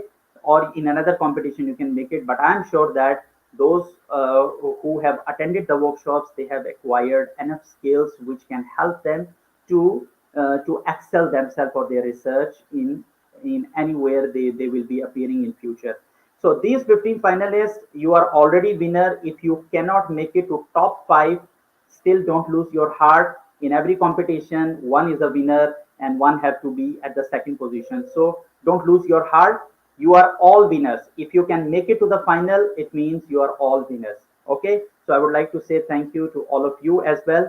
And by taking the floor's opportunity, I would like to say thanks to my committee as well. Azmi Linda, General Co-Chair, Usman Ayub, Technical Program Chair, Nadia, Technical Program Co-Chair, and Dr. Zahra, Secretary, Dr. Nurul Hida also performed the Secretary role, and Dr. Yasmin Mustafa, our Treasurer, and also in my committee, Dr. Huda Majid, Mardia, Hisham, Sara Nadia, all this technical setup behind there is the key person, Sara Nadia. So this Sara Nadia, together with her team, Fikri, Zahrul, and Afiq, of course, our MC, and our dua reciter, Muhammad Faizuddin. So I would like to say thanks to all these people in my organizing committee. And of course, not to forget the advisors. So these are our advisors, Prof. Zohana and Dr. Ashwa. So thank you very much to you as well. And here is the snapshot of my team. So this is my team working with me, IEEE Young Professionals Malaysia. These people, you find them anywhere, ask them any question that you have about IEEE and IEEE Young Professionals Malaysia. Don't forget to like, follow, share, subscribe our pages. We are with the same unique name, IEEE YP Malaysia, at all social media networks. And here are my contact details. So you can also reach to me if you are interested to be volunteer or want to be part of IEEE or IEEE Young Professionals Malaysia. Okay. So I leave my contact details with you as well. And here comes the time when we have to announce the winners. So are you waiting to know who are the winners? Probably yes, everybody yes. So to announce the winners, I would like to invite Dr. Ivan from IET Young Professional Section Malaysia to come and announce the winners. So I would like to welcome Dr. Ivan. Hi, Harun. Thanks for inviting me. Hi, Dr. Ivan. So, Dr. Ivan, they are all passionate and waiting to hear you. Who are the winners? Okay. So are you ready, Dr. Ivan? Wait. Okay, waiting for the results. Okay, Dr. Ivan, I am going to share the results with you. Give me a moment and it will be on your screen. And by the way, I would just like to mention again that it was really not easy that how we have evaluated. I was seeing our judges were struggling and they were really having a tough time in deciding who is supposed to get the first, second, third, or fourth, or fifth position. So these positions are just a mark, but don't think that these marks are too much important. All of you have done very well. So with that, the results are with Dr. Ivan, and here comes the next slides and next voices you will be hearing from Dr. Ivan. Dr. Ivan, over to you. I'm going to flip the slide now. All right. Thanks a lot, Dr. Harun. I will now start with the winner for number 4 and number 5. All right, the consolation. So the number 4, the winner is Lo Wei Chen. And Okay, and at the 5th place, you have Atlina binti Jamaluddin. And at the 4th place, you have Lo Wei Chen. Congratulations.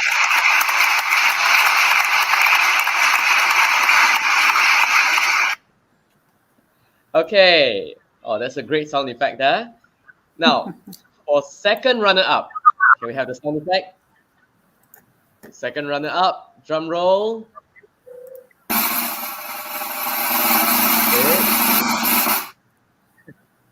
Salis Sajida binti Othman. Congratulations, Salis Sajida. You are the second runner-up, winning 500 ringgit Malaysia. And for the first runner-up, okay, first runner-up goes to Muhammad Haris bin Azizan. Congratulations, Muhammad Haris.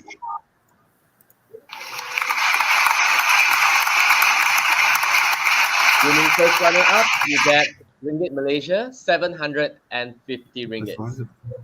Finally, the champion goes to Winget Groom. Congratulations, Wingets. Right, as a champion, you win ringgit Malaysia 1,000. Alright, I'm sure you're gonna find something good to spend the money on. Right, congratulations, everyone. I haven't seen all the presentation, but I've seen some of you guys presenting, and I think it's really amazing. Yeah, presentation skill is really important, especially communicating science to non-scientific audience. It's a very, very important skill to have, because now, as you can see, in the world, people are starting to not believe in science. I think having this skill to convince people that the science that we do is important and is correct, right, is really an essential skill to survive in the next century. All right, congratulations to all the winner. All right, and I wish you all the best. Over to you, Dr. Harun. Thank you very much, Dr. Ivan, for announcing the results, and congratulations to all the winners. I'm sure all the winners are very happy now, the top 5 winners. Soon you will be contacted from our team for further correspondence. Okay, and for the other who couldn't make it, don't lose your heart. You are still the winner. You made it to the final out of 86 participants. So be courageous to come and participate in the next events. Okay, so congratulations once again to all of you, and I wish you all the best, and I see you next year in third IEEE 5-minute FYP competition 2022. I'm sure, and I'm hoping, and I'm making dua that we meet in person for the third IEEE 5-minute FYP competition 2020, where we can see you physically, not behind the screen, not behind the camera. So with this, thank you very much, and I officially conclude second IEEE 5 minutes final year project competition 2021. Stay safe and take care of yourself, and don't forget to fill up the survey form, and I hand over the session back to MC. Thank you.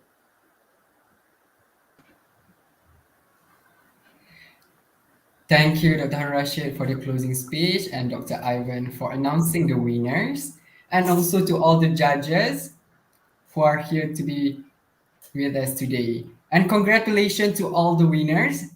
With that, ladies and gentlemen, marks the end of the second IEEE 5 Minutes Final Year Project Competition 2021. We would like to extend our gratitude and appreciation to everyone with us today for the support and contribution in making this event a great success. I, Afiq Basir from IEEE Unit 10 Student Branch, would like to apologize for any flaws while handling the event.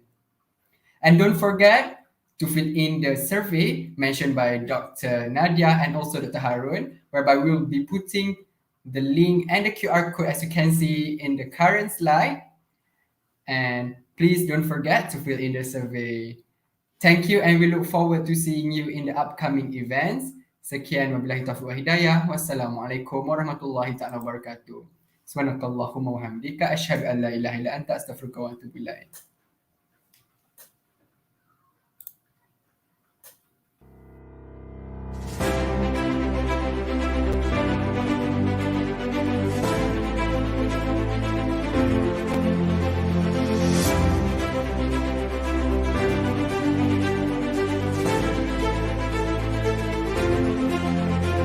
how to cultivate students' academic, presentation and research performance national field, and to train, educate, and groom the participants. Idea within 5 minutes to non-technical audience. For example, your friend. So in this one slide, everything, whatever is there, you just put it in one slide. Just this random makcik, literally just said that to me, and I was like, oh, terima kasih makcik. This makcik said in English. All the while I've been making this, but I didn't know that it's science behind it. So that people will listen to you and how to deliver a presentation. Fresh, delicious, glass of juice. So the session today is called How to Write a Key. Your title to contain the word strokes.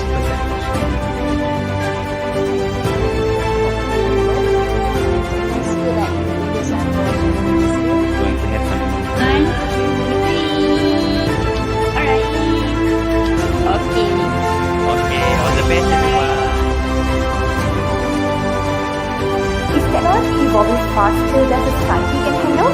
It's amazing. It converts mechanical energy and vibrations, movement.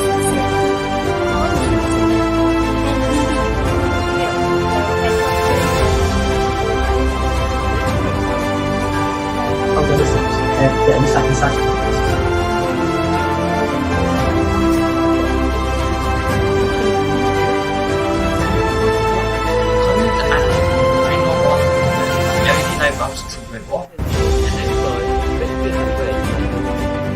The session costs too much to buy.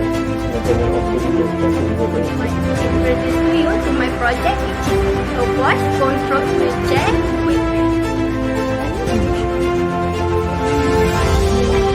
So my research is going to answer the question that Doctor will extract the breast tissue through biopsies.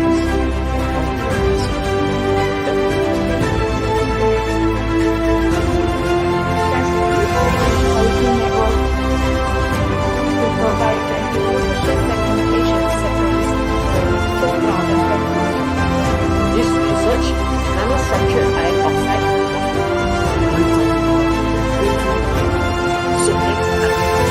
The language is beneficial if the company aims to venture the huge market in China. To learn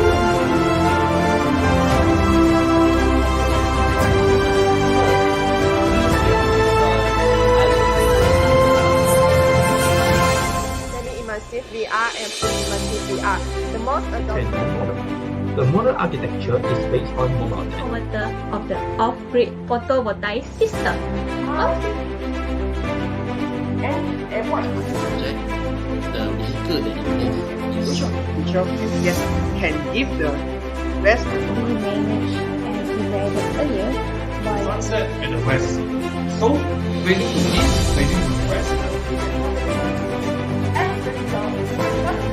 Consultation reviews. As someone from engineering background, here about future of higher education. Artificial neural network.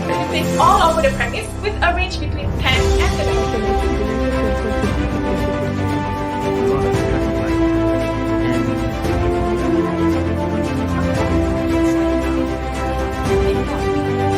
Into the substation, which we can actually retrieve.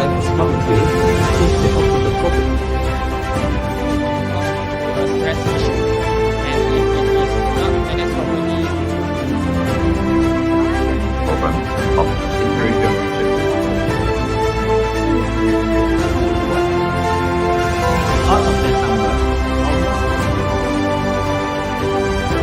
Brown color scope on the surface of the metal.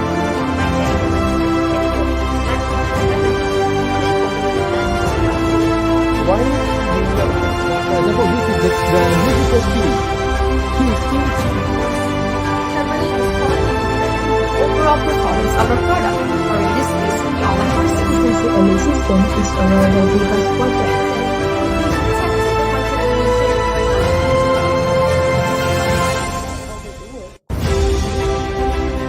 As not all households in Malaysia own this.